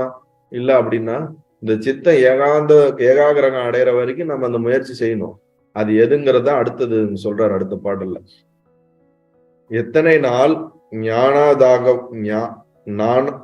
எத்தனை நாள் ஞாதாவும் ஞானமும் இருக்கும் உன்பால் அத்தனை நாளும் வேண்டும் அப்பால் ஓர் செயலும் வேண்டா நித்தமும் வெளிபோல் பற்றா நயமாத் திறமாய் சீவன் முக்தர் ஆனவர் விதேக முக்தி பெற்று இருப்பார் என்றும். எத்தனை நாள் ஞாதாவும் ஞானமும் இருக்கும் உன்பால் அத்தனை நாளும் வேண்டும் அப்பால் ஓர் செயலும் வேண்டாம். என்னைக்கு வரைக்கும் உனக்குள்ள நான் செய்கிறேன், நான் கர்த்தா, நான் பார்க்கிறேன், என்னால் ஒரு பொருள் பார்க்கப்படுகிறது, பார்த்தல் என்ற செயல், அறிபவன் அறியப்படும் பொருள் அறிதல், காண்பான் காணப்படுவது காணுதல் அப்படின்ற இந்த திருபுடின்னு சொல்லுவோம். 3 விதமான வேறுபாடுகள் உனக்குள் என்னைக்கு வரைக்கும் உன்னுடைய புத்தியில இருக்குதோ அது வரைக்கும் நீ சிரவணம் மனனம் நிதித்தியாசனம் செய்து உன்னுடைய அறிவுல இருக்கக்கூடிய அந்த அஞ்ஞானத்தை சரி செய்து கொண்டு இருக்க வேண்டும், தெளிவு நிலைக்கு வர வேண்டும். அத்தனை நாளும் வேண்டும். என்னைக்கு உனக்குள்ள இந்த திருபுடின்னு சொல்லக்கூடிய இந்த வேற்றுமை இல்லாமல் போகிறதோ, காண்பவனும் காணப்படும் பொருளும் காணுதல் என்ற இந்த 3 செயலுக்கும் வித்தியாசம் இல்லை, 3 ஒன்றுதான் என்ற உனக்குள் என்றைக்கு உணர்வு வருகிறதோ அதற்கப்புறம் நீ சிரவணமோ மனனமோ பண்ண தேவையில்லை. ஆனா அது வரைக்கும் நீ என்ன பண்ணி ஆகணும்? உனக்கு இந்த வேறுபாடுகள் உன் உணர்விலே இருக்கிற வரைக்கும், உன் அறிவிலே தோன்றும் வரைக்கும் நீ இந்த சிரவண மனனம் செய்து இந்த இதை கடக்க வேண்டும் அப்படின்னு இங்க குரு சொல்றார். அதான் சொல்றார், எதுவரையில் காண்பான் காணப்படும் பொருள் காட்சி என்னும் திருவுடி உன்னிடம் இருக்குமோ அதுவரையில் சிரவணாதிகள் செய்தல் வேண்டும். அது வரைக்கும் நீ என்ன பண்ணி ஆகணும்? சிரவணம் பண்ணிக்கிட்டே இருக்கணும். ஆனா இதுல என்னன்னா, இப்ப நீங்க கேட்கிற சிரவணத்திற்கும் தெளிவான ஓரளவுக்கு ஞான தெளிவு பெற்றதுக்கு அப்புறம் நீங்க கேட்கிற சிரவணத்துக்கும் வித்தியாசம் இருக்கு. கேட்ட தெளிவு பெற்றதுக்கு அப்புறம் கேட்கக்கூடிய சிரவணமானது நிஷ்டையில கொண்டு போய் விடும். தெளிவு அடைவதற்கு முன்னாடி கேட்கக்கூடிய சிரவணமானது ஞானத்துல கொண்டு போய் விடும். இப்ப நீங்க ஞானத்துல நீங்க கேட்கிற விஷயங்கள் எல்லாம் சிரவணம் எல்லாம் ஞானத்துல கொண்டு போய் விடும். அதுக்கப்புறம் ஞானத்துல இருந்து நம்ம கேட்கறது ஞான நிஷ்டையில கொண்டு போய் விடும். நமக்கு அதுல புரிஞ்சுக்கணும். காண்பான் காட்சி என்னும் விகற்பங்கள் அற்ற பின்னர் சிரவணாதி சாதனங்கள் ஒன்றும் வேண்டுவதில்லை. அதுக்கப்புறம் நீ சிரவணம் பண்ணணும் தேவையில்ல, மனனம் பண்ணணும் தேவையில்லை. நீ ஆல்வேஸ் நிதித்தியாசன நிலையிலே இருப்ப. நிதித்தியாசனம்னா என்னது? எந்த உணர்வோ அந்த உணர்வு அந்த இதுல பொருத்தி நீ அந்த உணர்விலே எப்பொழுதும் இருப்பாய். ஏகம் பிரம்மம் அல்லது அந்த சைத்தன்ய உணர்விலே எப்பொழுதும் இருப்பாய். அந்த எப்பொழுதும் அந்த நிலையிலே தெளிதல் நிலையிலே இருப்பதற்கு பேர் தான் நிதித்தியாசனம். நித்தம் வெளிபோல் பற்றா. வெளினா ஆகாசம். இந்த ஆகாசம் மற்ற 4 பூதங்களோடு ஒன்றியே இருக்காது. காற்று, நெருப்பு, நீர், நிலம், இதோட எப்பயும் ஆகாசம் ஒன்றியே இருக்காது. ஒன்றி இருப்பது போல தோன்றும், ஆனால் இவை அனைத்திலும் அப்பாற்பட்டு இருக்கும். ஆனா காற்றுக்கும் நெருப்புக்கும் தொடர்பு இருக்கு, நெருப்புக்கும் நீருக்கும் தொடர்பு இருக்குது, நீருக்கும் நிலத்துக்கும், இதெல்லாம் ஒன்னோடு ஒண்ணு சேர்ந்துதான் மிக்ஸ் ஆகிருக்குமே தவிர ஆகாசம் இதுக்கு அப்பாற்பட்டு இருக்கும். ஆனா என்ன அனைத்தோடு சேர்ந்து இருப்பது போல தோன்றும். அததான் இங்க சொல்றாரு. நித்தமும் வெளிபோல் பற்றா நியமத் திறமாய் ஜீவன் முக்தர் ஆனவர்.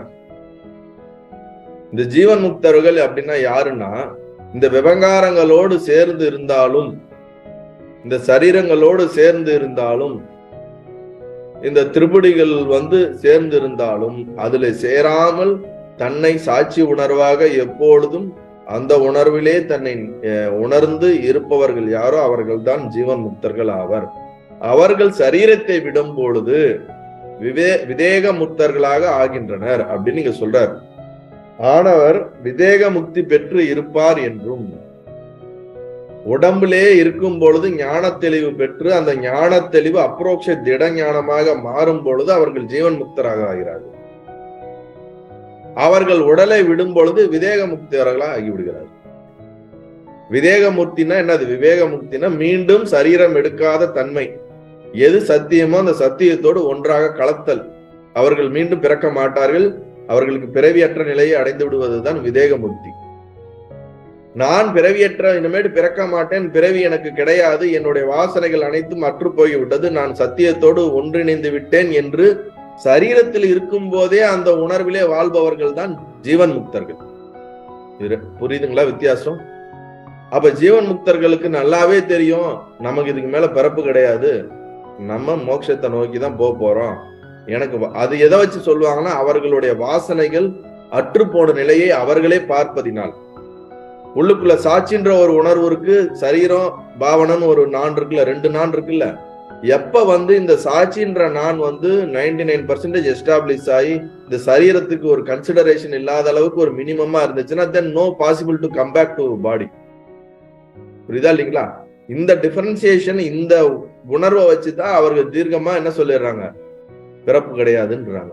எப்ப இந்த சாட்சின்ற உணர்வு ஒரு 20% தான் இருக்குது, சரீர பாவனை ஒரு 80% இருக்குன்னா, ஆனா சாட்சின்ற உணர்வும் இருக்குதுன்னா, மேபி அவர்கள் அடுத்து ஒரு சில பர்த்தை எடுத்து இந்த சரீர பாவனைய, அந்த வாசனைகளை கம்ப்ளீட்டா நல்லிஃபை பண்ணாங்கன்னா, சாட்சின்ற உணர்வு என்ன ஆயிடும், அதிகமாகி மேபி ஒரு பர்த் 2 பர்த்ல என்ன பண்ணிடுவாங்க, திருப்பி பெறப்பட்ட நிலைக்கு போயிடுவாங்க. இப்ப இந்த இடத்துல நமக்கு இந்த சாட்சின்ற இந்த நானை நமக்குள்ள நம்ம கண்டுபிடிச்சு, நம்ம அதுதான் நானு அப்படிங்கறது ஃபர்ஸ்ட் வர்றதுதான் முதல் ஸ்டேஜ். அதுக்கப்புறம் நம்ம வாசனைகள் கம்ப்ளீட்டா நல்லிஃபை பண்றது 2வது ஸ்டேஜ். இப்ப நீங்களாம் என்ன முயற்சியில இருக்கிறீங்க? இந்த முதல் ஸ்டேஜான முயற்சி, சாதகன்ல இருந்து ஞானத்துக்கு நோக்கி நான் என்ன ஆகணும், தெளிவை பெற வேண்டும் என்ற அந்த முயற்சியில தான் நீங்க எல்லாம் முன்னேறிக்கிட்டு இருக்கீங்க அப்படின்னு நான் நினைச்சிட்டு இருக்கேன். எதுவரையில் காண்பான் காணப்படும் பொருள் காட்சி என்னும் திருப்படி உன்னிடம் இருக்குமோ அதுவரையில் தான் சிரவணாதிகள் செய்தல் வேண்டும். காண்பான் காட்சி என்னும் விகற்பங்கள் அற்ற பின்னர் சிரவணாதி சாதனங்கள் ஒன்றும் வேண்டுவதில்லை. ஆகாயம் போல் ஒன்றோடும் பற்றாது. ஆகாசம் எங்கும் கலந்திருந்தாலும் எதனோடையும் அது ஒட்டி இருப்பது கிடையாது. அதுபோல இந்த ஜீவன் முக்தர்கள் சரீரத்தோடு இருந்தாலும், சரீரத்தோடு வாழ்ந்தாலும், அவர்கள் எந்த பற்றுமற்று தன்னுடைய பாவனை, தன்னுடைய உணர்வு எப்பொழுதும் சாட்சி உணர்வான பிரம்ம பாவனையிலே இருப்பார்கள். அப்படி இருப்பதினால், அப்படியே இருந்து அவர்கள் சரீரம் போவதினால் அவர்கள் விவேக முக்தியை அடைகின்றார்கள். அவர் பிராரப்த கர்மம் நாசமாயின் பின் எப்போதும் விவேக முக்தியை பெற்று இருப்பார். அவங்களுடைய பிராரப்தம் எப்ப முடியுதோ, உடம்ப விடுறாங்களோ, அப்ப விவேக முக்தியை அடைந்து விடுவார்கள். ஸ்திரமாய் ஜீவன் முக்தர் அப்படிதான் சொல்றாரு. ரொம்ப ஸ்திரமா இருக்கணும் இந்த சாட்சின்ற அந்த உணர்வு. அது ரொம்ப கம்மியா இருந்தா இந்த விபரீத ஞானம் நம்மை மேற்கொண்டு விடும். இப்ப இந்த இடத்துல ஜீவன் முக்தர்களை பத்தி சொல்லிட்டு இப்ப சீடன் அடுத்த கேள்வி கேட்பான்.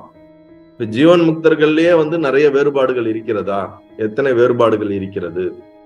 இது வரைக்கும் பாத்தீங்கன்னா ஞானம்னா என்ன, அதுக்கு ஒரு தத்துவ விளக்கம் கொடுத்தாரு. தத்துவ விளக்கம் அடைஞ்சு அவன் தெளிவானதுக்கு அப்புறம் அவனுக்கு இருக்கக்கூடிய தடைகளில இருந்து என்ன தடைகள்னு சொன்னாரு, அந்த தடைகளை எப்படி விலகணும், எப்படி உன்னுடைய ஞானத்தை திடப்படுத்திக்கணும் அப்படிங்கறத சொன்னாரு. அப்படி திடப்படுத்துன்னு யார் எஸ்டாப்ளிஷ் ஆயிருக்காங்களோ அவங்கள ஜீவன் முக்தர்கள்னு சொல்றாரு. அப்படிப்பட்ட ஜீவன் முக்தர்கள் விவேக முக்தி அடைகிறார்கள். இந்த ஜீவன் முக்தர்கள்ல நிறைய தாரதமியம் இருக்கிறதா, வித்தியாசங்கள் இருக்கிறதா, வேறுபாடுகள் இருக்கிறதா என்பதை பற்றி தான் இதற்கு அடுத்த பாடல்களில் எல்லாம் என்ன பண்ண போறாரு, சொல்ல போகிறார். சீடன் கேட்ட கேள்விக்கு அடுத்த பாடலில் படிப்போம். ஞானமார் ஜீவன் முக்தர் 4 வகை அவர் கேளாய். வான்நிகர் பிரம்மவித்து வரன் வரியான் வரிட்டன் ஆனவர் நாமமாகும். அவர்களில் பிரம்மவித்தின் தானமும் மற்றை மூவரின் தாரதமியமும் சொல்வேன். ஞானமார் ஜீவன் முக்தர் 4 வகை ஆவர் கேளாய். வான்நிகர் பிரம்மவித்து ஞானமார் ஜீவன் முக்தர் 4 வகை ஆவர் கேளாய். அவங்க பேர் என்ன? 4 வகையான ஜீவன் முக்தர்கள் இருக்கிறார்கள் அப்படின்னு இங்க என்ன சொல்றாரு, எஸ்டாப்ளிஷ் பண்றாரு. அவர்கள் பேர் என்னன்னா பிரம்மவித்து, பிரம்மவரன், வரியான், வரிட்டன் ஆனவர் நாமம் ஆகும். இதுதான் அவங்க பேர். சோ இப்ப இந்த 4 பேர்களுடைய குவாலிட்டிஸ் என்ன, அவங்களுக்குள்ள இருக்கக்கூடிய வித்தியாசம் என்ன அப்படிங்கறத நம்ம சொல்ல போறாரு. ஆத்ம ஞானம் நிறைந்த ஜீவன் முக்தர்கள் 4 வகையினராக இருப்பார்கள். அவற்றை சொல்ல கேட்பாயாக. ஆகாயத்தை போன்று எக்கர்மத்திலும் பற்றாத பிரம்மவித்து, வரன், வரியான், வரிட்டன் என்பன அவர்களுடைய பெயர்களாம். அவர்கள் பிரம்மவித்தின் அனுபவமும் ஏனைய மூவரின் தாரதமியத்தையும் இனி கூறுகின்றேன். இப்ப இந்த 4 பேருக்குள்ள இருக்கக்கூடிய வித்தியாசம் என்ன? 4 பேர்கள் எப்படி இருப்பார்கள்? இதுல முதல்ல பிரம்மவித்துல இருந்து ஆரம்பிக்கிறார். பிரம்மவித்துனா யாரு, எப்படி இருப்பாங்க, அந்த ஜீவன் முக்தர்களை பத்தி நம்ம சொல்ல ஆரம்பிக்க போறார். இந்த பாட்டுல வெறும் இந்த 4 பேரோட பேரும் அதுல ஒவ்வொருத்தரை பத்தி நான் சொல்ல போறேங்கிறது மட்டும்தான் இதுல சொல்லியிருக்காரு. அதற்கு அடுத்த பாட்டு போலாம். தீரராய் பிரம்மவித்தாய் தெளிந்தவர் தெளியும் முன்னம் வாரமாய் இருந்த தங்கள் வருணாசிரமம் சொன்ன பராகாரியம் ஆனாலும் பலருக்கு உபகாரமாக நேரதா செய்வர் தீர்த்த நிலைவிடார் ஜீவன் முக்தர். தீரராய் பிரம்மவித்தாய் தெளிந்தவர் தெளியும் முன்னம் வாரமாய் இருந்த தங்கள் வருணாசிரமம் சொன்ன பராகாரியம் ஆனாலும் பலருக்கு உபகாரமாக நேரதாய் செய்வர் தீர்ந்த நிலைவிடார் ஜீவன் முக்தர். இந்த பாடல்ல பிரம்ம வித்தை பற்றி எக்ஸ்பிளைன் பண்ண போறார். அடுத்த 3 பாட்டுக்கு பிரம்ம வித்தை பத்தி தான் பேச போறார். அதனால இது ரொம்ப முக்கியமான ஒரு பாடல். அதாவது தீரராய் அப்படின்னா ரொம்ப திடகாத்திரமான, மன உறுதியான, மன திடமான ஒருமைப்பாட்டை அடைந்த ஜீவன் முக்தர் தான் பிரம்மவித்து. இவரானவர் தெளிவதற்கு முன்பு, அதாவது ஞானம் அடைந்து முழுமையான ஒரு தெளிவு வருவதற்கு முன்பு எப்படிப்பட்ட வாழ்க்கை அவர் வாழ்ந்தாரோ, அவருடைய வர்ணாசிரமம் எப்படி இருந்ததோ, அவர் முந்தைய வாழ்க்கை அவருடைய பிராரத்தத்தின்படி எப்படி வந்ததோ, அந்த பிராரப்த கர்மத்தை சார்ந்துதான் அதற்கு பின்பு அவருடைய வாழ்க்கை தொடர்ந்து கொண்டிருக்கும். இவர் உலகத்திற்கு சில நல்ல சத்கர்மங்களை தொடர்ந்து செய்து கொண்டு இருப்பார். அது அவருக்கு துன்பத்தை கொடுப்பதாக இருந்தாலும் என்ன பண்ணிட்டு இருப்பாரு, செய்து கொண்டு இருப்பார். இப்ப அதுதான் பராகாரியமானாலும் பலருக்கு உபகாரமாக நேரா செய்வர் தீர்ந்த நிலைவிடார். தீர்ந்த நிலைவிடார்னா என்னது? ரொம்ப தீர்க்கமான தன்னுடைய ஞானத்துல ஸ்திரமா இருந்து கொண்டு. இப்ப மகான்கள்ல பார்த்தோம்னு வச்சுங்களேன், ஞானிகள்ல இந்த பிரம்ம வித்துன்ற இந்த கேட்டகரியில இருக்கிறவங்க மட்டும்தான் மற்றவங்களுக்கு டீச் பண்ண முடியும். இதற்கு அடுத்து இருக்கக்கூடிய 3 ஸ்டேஜ்ல இருக்கவங்க யாராலையும் ஞானத்தை இன்னொருத்தவங்களுக்கு கம்யூனிகேட் பண்ணி டீச் பண்ண முடியாது. இப்ப ஒருத்தர் இருக்கிறாரு, அவர் சிறு வயதுல இருந்து ஒரு சாஸ்திரங்களை படிக்கிறாரு, இல்ல ஒரு குறிப்பிட்ட காலத்துக்கு கழிச்சு சாஸ்திரங்களை படிச்சு சாதனைகள் பண்ணி தெளிவடைகிறாரு, ஞானம் அடைஞ்சிடுறாரு, ஜீவன் முக்தரா ஆயிடுறாரு. அப்ப இதுக்கு முன்னாடி அவர் என்ன பழகி இருந்தாரு, சாஸ்திரங்களை படிச்சு என்னெல்லாம் அவர் படிச்சு இது பண்ணாரோ அதை மற்றவங்களுக்கு ஞானம் ஆனதுக்கு பின்பு அதே மற்றவர்களுக்கு எடுத்து சொல்லக்கூடிய தன்மை அவருக்கு இருக்கும். அதை எடுத்து சொல்லக்கூடியவர்கள் தான் என்னது? பிரம்ம வித்துக்கள், சோஸ்திரே பிரம்மனிஷ்டர் அப்படின்னு சொல்லுவோம். இப்ப அவர் சன்னியாச வர்ணத்துல இருந்தாருன்னா திருப்பி அப்படியே சன்னியாசத்துல இருந்து அவர் டீச் பண்ணுவாரு. அவர் கிரகஸ்த வர்ணத்துல இருந்தாருன்னா அவர் கிரகஸ்தராவே இருந்து கூட என்ன பண்ணலாம், இந்த ஞானத்தை கொடுக்கலாம். என்ன வர்ணாசிரம தர்மத்துல முன்னாடி இருந்தாரோ அந்த வர்ணாசிரம தர்மத்தை அதுக்கப்புறம் மாத்துறதுக்கு ஒன்றும் பெருசா தேவையில்லை. அதுல இருந்துட்டே தான் படித்து தான் உணர்ந்து தான் வழிவந்த பாதையை இந்த உலகத்திற்கு, மக்களுக்கு, ஞான தேடுதல் உடையவர்களுக்கு அதை எடுத்துரைத்து அவர்கள் உபயோகம் ஆகட்டும் என்று இந்த தீர்க்கமான இந்த தெளிவுல இருந்து அவருடைய ஞானத்தை எடுத்து கொடுப்பாங்க. அப்படி கொடுக்கும் போது அந்த கொடுக்கக்கூடிய காரியம் அவர்களுக்கு துக்கத்தை தருவதாகவும் இருக்கும். ஏன்னா விவகாரம் பண்றாங்கல்ல, விவகாரம் பண்ணும்போது இந்த மாதிரி இருமல் வருது, என்ன பண்றது, இதை தாண்டிதான் நம்ம என்ன பண்ணிடணும், காசை இப்ப எடுத்தாகணும். அந்த மாதிரி ஒவ்வொரு மாஸ்டர்ஸும் அவங்கவுங்க காலத்துல அவங்க பல விவகாரம் பண்ணும்போது சரீரத்தோட அந்த உணர்வோடு ஏங்கி ஆகணும், சரீரத்தோடு பயணம் பண்ணி ஆகணும், அல்லது வரக்கூடிய சீடனுடைய புத்திக்கு புரியுற அளவுக்கு இவர் இறங்கி போயாகணும். எவ்வளவோ விஷயங்கள் இருக்குல்ல.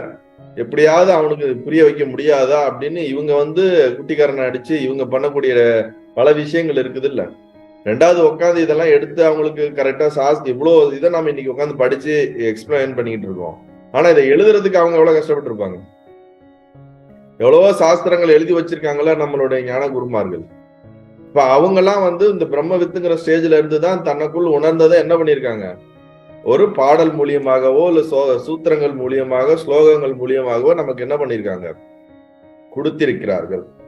அவர்கள் தான் இந்த இடத்துல அவங்க சொல்றாரு, மனமுறுதி உடையவராய் சிரவணாதிகள் தெளிந்தோர் ஜீவன் முக்தர் ஆவர்.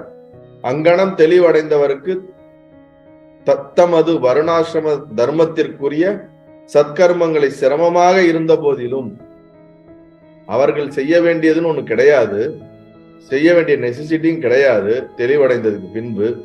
ஆனால் உலகோருக்கு சில நல்ல காரியங்கள் நடப்பதற்கு சத்கர்மங்கள் அப்படின்ற அந்த வாசனை ஏற்கனவே அவங்களுக்கு கொஞ்சம் இருக்கிறதுனால அவங்களுக்கு கஷ்டமா இருந்தாலும் பரவாயில்ல அப்படின்னு சொல்லி சின்ன சின்ன துக்கத்தை அனுபவிச்சுட்டு கூட அவங்க 4 பேருக்கு நல்லது செய்வதற்கு உண்டான செயல்களை செய்து கொண்டு இருப்பவர்களுக்கு பேர் தான் பிரம்ம வித்து. சிரமமாக இருந்த போதிலும் பல பேருக்கு உபகாரமாக செல்வனே செய்வர். அங்கனம் செய்தாலும் ஜீவித்திருக்கும் போதே முக்தராய் உள்ள இவர் தான் பிரம்மம் என்னும் அனுபவத்தை விட்டு நீங்காது இருப்பர்.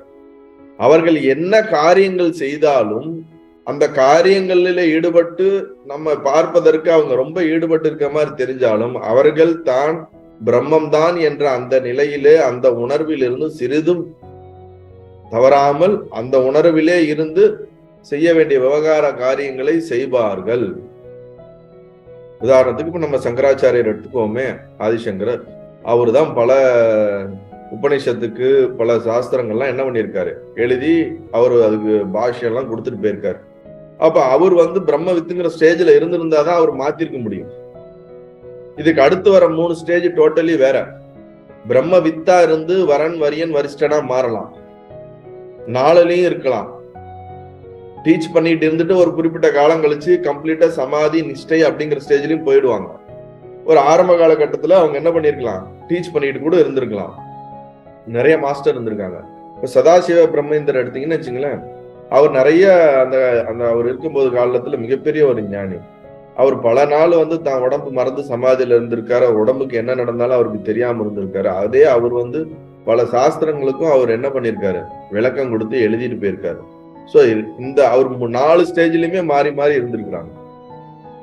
இந்த வரன் வரியான் வரிஷ்டனை பத்தி பின்னாடி எக்ஸ்பிளைன் பண்ணுவோம், அதுக்கு ஒரு பாட்டு வரும்போது அதை நான் எக்ஸ்பிளைன் பண்றேன். இப்ப பிரம்ம வித்தை பத்தி பாத்திரலாம்.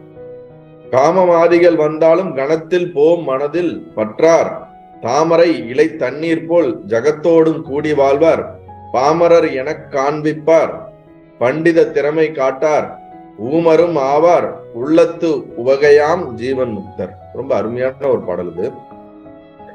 காமம் ஆதிகள் வந்தாலும் கணத்தில் போம் மனதில் பற்றார். தாமரை இலை தண்ணீர் போல் ஜகத்தோடும் கூடி வாழ்வார். பாமரர் எனக் காண்பிப்பார். பண்டித திறமை காட்டார். ஊமரும் ஆவார். உள்ளத்து உவகையாம் ஜீவன் முக்தர். அதாவது இந்த ஜீவன் முக்தர்களோட உள்ளத்துல அந்த கரணத்துல காமமாதிகள் போன்ற எண்ணங்கள் உற்பத்தி ஆனாலும், அப்படின்னா என்னது, ஆசை அல்லது காமம் அல்லது எதெல்லாம் நம்ம தேவையில்லாத விஷயங்கள் ரொம்ப அது போல எண்ணங்கள் விருத்திகள் அப்படி உற்பத்தி ஆகிற மாதிரி இப்படி உற்பத்தி ஆனாலும் அந்த சடத்திலே என்ன ஆயிடுங்கிறாங்க, நசிஞ்சு போயிடும். உற்பத்தி ஆகாதுன்னு சொல்லல இவங்க, நல்லா புரிஞ்சுக்குங்க. எப்போது ஒருத்தனுக்கு மனம் அந்த கரணம் இருக்குதோ அந்த கரணத்துல எண்ணங்கள் உற்பத்தி ஆகும். எல்லா விதமான சூழ்நிலை எந்த இடத்துல இருக்கிறோமோ அதற்கேற்ற மாதிரி எண்ணங்கள் வரும். ஆனா இந்த எண்ணங்கள் எது வந்தாலும், காம குரோதாதிகள் எண்ணங்கள் எது வந்தாலும் அது உருவாகிற இடத்துல அவங்க என்ன பண்ணிடுவாங்க, நசிச்சிருவாங்க. அந்த கணத்திலே என்ன பண்ணிடுவாங்க, அந்த எண்ணத்தை கம்ப்ளீட்டா அதை இவங்க சாட்சின்ற உணர்வுல பார்த்த உடனே அந்த எண்ணம் என்ன ஆயிடும், கம்ப்ளீட்டா டிசால்வ் ஆயிடும். அததான் என்ன சொல்லியிருக்காங்க, காமமாதிகள் வந்தாலும் கணத்தில் போம்.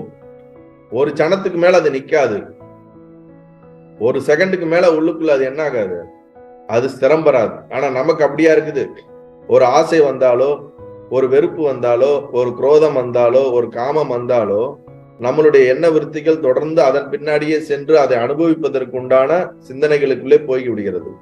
ஆனால் அவர்களுக்கு முதல்ல அந்த மாதிரி பிரம்மவித்தா இருக்கிறவங்களுக்கு அந்த மாதிரி எண்ணங்கள் வராது. அப்படியே வந்தாலும் அப்படிங்கிறத இங்க சொல்றாரு. சப்போஸ் அப்படி உருவானாலும் அது ஒரு சனத்துக்கு மேல 2 சனத்துக்கு மேல என்ன ஆகாது, அது ஸ்ட்ரென்தனா உள்ள இருக்காது. அவர்களுடைய விழிப்புணர்வினால் அது காணாமல் போயிடும். மனதில் பற்றார், அவங்க மனசுல எந்த ஒரு வாசனையும் உருவாகாது. தாமரை இலை தண்ணீர் போல். நமக்கு இந்த நல்ல உதாரணம் எல்லாருக்கும் நல்லாவே தெரியும். தாமரை இலையில தண்ணி இருக்கும், அது ஒட்டிட்டு இருக்கிற மாதிரி இருக்கும், ஆனா ஒட்டாது. இப்படி சாச்சா அந்த தண்ணி கீழே விழுந்து. ஒட்டியும் ஒட்டாமல் இருப்பதுதான் இந்த தாமரை இலை மேல இருக்கக்கூடிய தண்ணீர். இவர்கள் மனதை பயன்படுத்துவார்கள், சரீரத்தை பயன்படுத்துவார்கள், இந்திரியங்களை பயன்படுத்துவார்கள், அனைத்து விவகாரங்களுக்குள்ளும் இயங்கிக் கொண்டு விவகாரம் செய்வார்கள். ஆனால் எதனோடும் ஒட்டாமல் பற்றாமல் இவர்கள் விலகி இருந்து அனைத்து காரியங்களையும் செய்வார்கள் என்பதுதான் இதனுடைய அர்த்தம். வெளியில ஜகத்தோடு கூடி வாழ்வார். நம்மள மாதிரி எல்லாத்தோட உலகத்தோட தான் சேர்ந்து என்ன பண்ணுவாங்க, வாழ்ந்து கொண்டு இருப்பார்கள். அவர்களுக்கு பிராரப்தத்துல எப்படி கிடைச்சிருக்கோ அதுக்கேற்ற மாதிரி சமுதாயத்துல அவங்க ஒரு இடத்துல வாழ்ந்துகிட்டு இருப்பாங்க, விவகாரம் பண்ணிக்கிட்டு இருப்பாங்க. ஆனா வெளியில இருந்து நமக்கு பார்க்கும்போது இவங்க என்ன எப்பயும் போலதானே சாப்பிடுறாங்க, எப்பயும் போலதானே அவங்க இருக்கிறாங்க, இவங்களை எப்படி நம்ம ஜீவன் முக்தர்கள்னு நம்ம ஏத்துக்கிறதுன்னு மனிதனுக்கு வேணா சந்தேகம் வரலாம். ஆனா அவர்கள் நிலையில் மேல் எந்த சந்தேகமும் கிடையாது. அவர்கள் தன்னுடைய ஸ்தானத்திலே தன்னுடைய சொரூபத்திலே இருந்து கொண்டு இந்த விவகாரத்தை மற்றவர்களைப் போல இவர்களும் செய்கிறார்கள். அதற்கு நிறைய உதாரணம் இருக்கு. நிறைய ஞானிகளுடைய உதாரணங்களை எடுத்து நம்ம சொல்லிக்கொண்டே போகலாம். பாமரர் என காண்பிப்பார். தன்னை ஒரு வித்தியாசமான ஒரு ஆளுன்னு காட்டிக்கொள்ளாம சாதாரண ஒரு மனிதர்கள் போலவே என்ன பண்ணுவாங்க, வாழ்ந்து கொண்டிருப்பார்கள். பாமரர்னா அதான அர்த்தம்.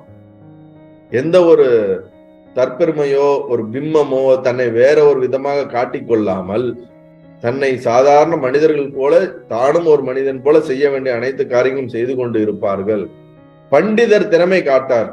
தனக்கு ஒரு விஷயம் தெரிந்து விட்டது, எனக்கு பிரம்ம ஞானம் தெரிந்து விட்டது, எனக்கு புரிந்து விட்டது, என்னிடம் வாருங்கள், உங்களுக்கு அனைவருக்கும் ஞானத்தை கொடுக்கிறேன், உங்களுக்கு நான் தீட்சையை எதையோ தனக்கு அறிவு இருக்கிறது என்று அதை நிரூபித்துக் கொண்டே இருக்க மாட்டார்கள்.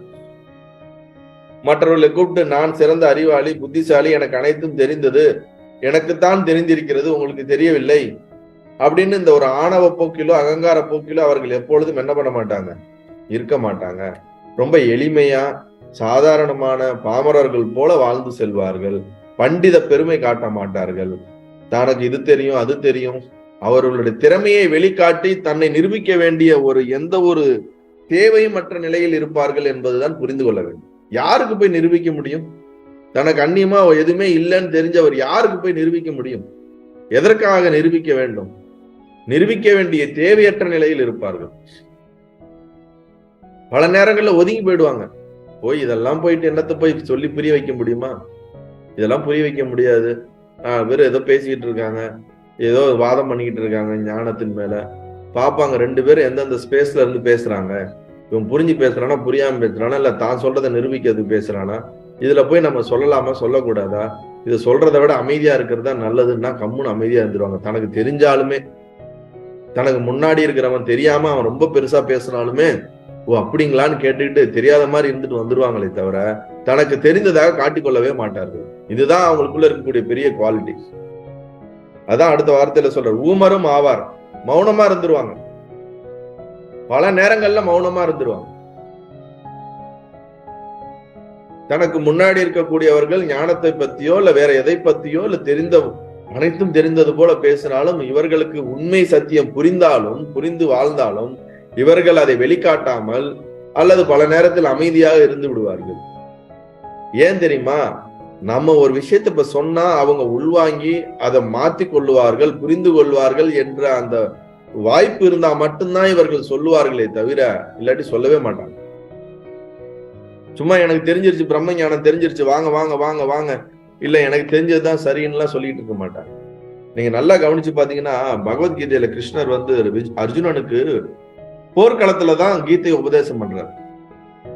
சிறு வயதுல இருந்து அவனுக்கு நண்பர். 2 பேரும் ஒட்டுக்கா விளையாண்டு மண்ணுல பிறண்டு எவ்வளவோ காலம் வாழ்ந்துட்டாங்க. அவரு கல்யாணம் பண்றதுக்கு இவர் உதவி பண்ணியிருக்காரு. இவங்க எல்லாம் கடத்தல் காரியங்கள்லாம் நிறைய பண்ணியிருக்காங்க. நிறைய சண்டை போட்டிருக்காங்க, நிறைய போர்க்களம் பண்ணியிருக்காங்க, பல விஷயங்களை பகிர்ந்திருக்கிறாங்க. ஆனா எங்கேயாவது கிருஷ்ணர் சிறு வயதுல இருந்து இந்த கீத உபதேசம் ஆரம்பிக்கிறதுக்கு முன்னாடி எங்கேயாவது தான் ஞானிங்கிறத அவனுக்கு நிரூபிச்சிருக்காரா? இல்ல எனக்கு இந்த விஷயம் எல்லாம் தெரியும்னு காட்டியிருக்காரா? இல்ல இதுக்கு முன்னாடி எங்கேயாவது உபதேசம் பண்ணலாம், ஏ கிருஷ்ணா, அர்ஜுனா நீ என்னுடைய தோழனாச்சே, என்னுடைய நண்பனாச்சே, உனக்கு இதெல்லாம் நான் சொல்றேன்னு எங்கேயாவது சொல்ல முயற்சி செஞ்சிருக்காரான்னு பாத்தீங்கன்னா கிடையவே கிடையாது. அதுதான் அவங்களுக்கு இருக்கக்கூடிய மெச்சூரிட்டி. தனக்கு தெரிஞ்சிருக்குன்னு எல்லா நேரத்திலையும் காட்ட வேண்டிய தேவையில்லை. தனக்கு முன்னாடி இருக்கிறவனுக்கு தேவையா அவன் உள்வாங்கக்கூடிய பக்குவத்தில் இருந்தால் மட்டும்தான் தன்னுடைய ஞானத்தையே அவர்களுக்கு பிரதிபலிக்க முயற்சி செய்கிறார்கள். அவன் அழுது கேட்கிறான், என்னால முடியல, விட்டு ஓடிடுவான் போல இருக்குது போர்க்களத்தை விட்டு. அதனாலதான் அந்த நேரத்துல இவனுக்கு உபதேசம் செய்ய போய் இவருக்கு சொல்லி புரிய வைக்கணுங்கும் போதுதான் சொல்ல சொல்ல சொல்ல இவர் மிகப்பெரிய ஒரு அவதார புருஷன் அப்பதான் அர்ஜுனனுக்கே தெரியுது. ஆனா இப்படிப்பட்ட ஒரு மிகப்பெரிய ஒரு இறைவனை நம்ம இவ்வளவு நாள் நம்ம விளையாண்டுக்கிட்டு சாதாரணமா இருந்துட்டோமே அவனுக்கு அப்பதான் புரியுது. அது வரைக்கும் தன்னுடைய ஞானத்தை அவர் பகிர்ந்துகிட்டதே கிடையாது. 2-3 பேத்துக்கு தான் சொல்லியிருக்காரு. உத்தவருக்கு சொல்லியிருக்காரு, அர்ஜுனனுக்கு சொல்லியிருக்காரு. மற்றபடி யாருக்கும் அவர் பெருசா சொன்னதே இல்லை. ஏனென்றால் கேட்கக்கூடிய ஆட்கள் இல்லை. கேட்கக்கூடிய பக்குவத்துல ஆட்கள் இல்லாத பொழுது எப்படி ஞானத்தை போதிக்க முடியும்? ஞானத்தை உபதேசம் எப்படி கொடுக்க முடியும்? அப்படி சொல்லவே முடியாது. அதனாலதான் பல ஞானிகள் பல விஷயங்கள் தெரிந்திருந்தாலும் அமைதியாகவே இருந்து விடுகிறார்கள். பல நேரத்துல அவர்கள் ஞானினே தெரியாது உலகத்துல. அப்படியே தெரிஞ்சு போய் கேட்டாலும் அவங்க அமைதியா இருப்பாங்களே தவிர மோஸ்ட்லி சொல்ல மாட்டாங்க. அப்படியே சொன்னாலும் மேலோட்டமான விஷயத்த சொல்லி விட்டுடுவாங்க. என்னைக்கு அந்த சீடனுக்கு உள்ளுக்குள்ள உண்மையாலுமே ஃபயர் இருக்குது, அவனுக்கு உண்மையாலுமே அதை தெரிஞ்சுக்கணும்னு நினைக்கிறான், அது முயற்சி பண்ணணும்னு நினைக்கிறான், விவேக வைராக்கியத்தோட முயற்சி பண்றான், இவனுக்கு உதவி செய்யலான்னு தோணும் போதுதான் இவர்களிடத்துல இருந்து கொஞ்சம் முயற்சி செய்து பண்ணுவார்களே தவிர, இல்லாட்டி அவங்க வார்டு ஏகாந்தத்துல அமைதியா இருந்துருவாங்க. ஐயோ அப்ப முன்னாடி இருக்கவனுக்கு எல்லாம் கொடுத்த அவனுக்கு உபேத்த வேண்டாமா அப்படின்னு நினைச்சா அந்த எண்ணெல்லாம் இருக்கும். நீ தயாரா இல்லாட்டினா என்ன பண்ண முடியும்? எனக்கு எப்படியாவது என் வீட்டுல இருக்கிற பிரச்சனை சரியாகணும், எனக்கு எப்படியாவது அந்த பிரச்சனை சரியாகணும், இது சரியாகணும், அதை சரியாகணும்னு கேட்டுக்கிட்டே இருந்தேன்னா நீ ஆத்ம ஞானத்தை எங்க போய் கேட்க முடியும்? சரி, பொறுமையா வெயிட் பண்ணிக்கிட்டே இருக்க வேண்டியதான். காலம் இருக்கிற வரைக்கும் வெயிட் பண்ணுவாங்க. அதுக்கப்புறமும் கேட்கறதுக்கு ஆள் இல்லைன்னா சரி பேக்கப் ஆகி போயிட வேண்டியதான். நம்ம தெளிவடைஞ்சிருக்கோம், ரைட்டு.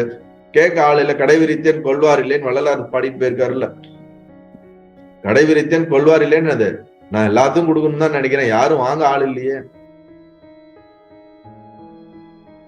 இந்த ஆத்ம ஞானமானது எல்லோருக்குமான ஞானம் கிடையாது. அது நல்லா புரிஞ்சுக்குங்க. நம்ம மீட்டிங் போட்டு 1000 பேர் 2000 பேர் உட்கார வச்சு எல்லாத்துக்கும் ஞானத்தெல்லாம் கொடுக்கவே முடியாது. மிகப்பெரிய பெரிய பெரிய ஆசிரமங்கள்ல இதுக்குன்னே வாழ்க்கையை டெடிகேட் பண்ணி 20 வருஷம் 30 வருஷம் இதையே படிச்சு இதையே வாழ்றவங்களே அதுல இன்னும் எவ்வளவு தடுமாறிக்கிட்டு இருக்காங்கிறதெல்லாம் உங்களுக்கு தெரியாது. அப்படியே தடுமாறிக்கிட்டு இருந்தாலும் ஈவன் அவங்க பக்கத்துல ஒரு ஞானம் அடைந்த ஒரு ஜீவன் முக்தர் இருந்தாலும் இவன் ஜீவன் முக்தர் தான் ஐடென்டிஃபை பண்ண முடியாதவங்க எவ்வளவு பேர் இருக்காங்க தெரியுமா? எனக்கு தெரிஞ்ச ஒரு சில பேர்லாம் இவங்க ஒரு ஆச்சாரியர்கிட்ட படிச்சுக்கிட்டு இருக்காங்க இன்னமும். இவன் ஜீவன் முக்தர் ஆயிட்டா இதுக்கு மேல அடைய வேண்டியது ஒண்ணும் கிடையாது. ஆனா ஒரு ஆசிரமத்துல உட்காந்து ஒரு ஆச்சாரியர்கிட்ட படிச்சுன்னு இருக்கிறாங்க. ஆச்சாரியர் என்ன ஆகல, இவர் ஆயிட்டாரு. ஆனா அமைதியா உட்காந்து படிச்சுன்னு இருக்காரு. இவர் தன்னை வெளிக்காட்டிக்க வேண்டிய தேவை இல்லாம அந்த இடத்துல ஒரு சாதாரண ஒரு சாது மாதிரி இங்கிட்டும் அங்கிட்டும் போயிட்டு முடிஞ்ச சேவைகளை பண்ணிட்டு அவர் பாட்டுக்கு இருக்கிறாங்க. ஆனா இவங்களுக்கு நல்லா தெரியுது ஆச்சாரியர் பண்ற தப்பு, அவர் எப்படி எங்க மிஸ்டேக் பண்றாங்க, என்ன இது நடக்குது, எந்த உணர்வுல இருக்கிறாங்க, எந்த இதுல அவங்க என்ன லேகிங்கா இருக்கிறாங்க, எந்த இடத்துல அவங்க எல்லாம் தெரிஞ்சிருந்தாலும் எப்படி என்ன பண்ண முடியும்? நீங்க இப்படி இருக்கிறீங்க, இது தப்புன்னு சொல்ல முடியுமா என்ன? நீயே ஸ்டூடெண்ட், அப்படித்தானே அவங்க பார்ப்பாங்க. அப்ப எப்பொழுது தனக்குள்ள இருக்கக்கூடிய ஞானத்தை புரிந்து கொண்டு அது உண்மையாலுமே வேணுங்கிறது அந்த தேடுதல் வரும்போது மட்டும்தான் சொல்ல முடியும். பரசுராமர் தத்தாத்தியர்கிட்ட பல வருஷமா போய் கேட்கிறாரு. அதுக்கப்புறம் தான் அவர் என்ன பண்றாரு, பொறுமையா ஒவ்வொரு வாட்டியும் சொல்லி ஒவ்வொரு வாட்டியும் போயிட்டு வர்றாரு. அவர் 12 வருஷம் தவம் பண்ணிட்டு வர்றாரு. அதனால அது ரொம்ப எளிது கிடையாது. அதனாலதான் ஊமரும் ஆவார் உள்ளத்து உவகையாம் ஜீவன் முக்தர். தமக்குள் பிரம்ம ஞானத்தினை பிறருக்கு காட்டாது விடினும் விடுவார். தனக்கு ஞானம் அடைஞ்சிருக்குன்னு யார்ட்டையும் சொல்லாமையே இருந்துட்டு போயிடுவாங்க. ஈவன் உங்க வீட்டுல வேலை செய்யறவங்களா கூட இருக்கலாம், பெரிய பிரம்மஞானியா இருக்கலாம், காட்டிக்காம அவங்க பாட்டுக்கு எப்பயும் போல இருந்துட்டு போயிடுவாங்க. அந்த மாதிரிலாம் இருக்கிறாங்க, வாழ்ந்திருக்கிறாங்க. என்ன காட்டணும்? இப்ப என்ன தம்பட்டம் அடைக்கணும்? அப்படி காட்டி என்ன கிடைக்கும் போது? ஏதாவது ஒரு பலனை அடைய வேண்டும் என்றால் தான் தனக்கு அது தெரிந்ததாக இது தெரிந்ததாக காட்டி நாம் தம்மை பெரிதாக காட்டிக்கொள்ள வேண்டும். எதையுமே அடைய வேண்டிய தேவையற்ற நிலையில் இருப்பவர்கள் எதை அடைய போகிறார்கள்? நீங்களே லிஸ்ட் பண்ணலாம். எவ்வளவோ ஞானிகள் எவ்வளவு சாதாரணமா தான் இருந்ததாவும் வாழ்ந்ததாவும் தெரியாம போயிருக்கவங்க எத்தனை பேர் இருக்கிறாங்க. எவ்வளவு பெரிய சாஸ்திரங்களை கொடுத்துட்டு தன்னுடைய ஐடென்டிட்டியே தெரியாம போனவங்க எத்தனை பேர் இருக்கிறாங்க.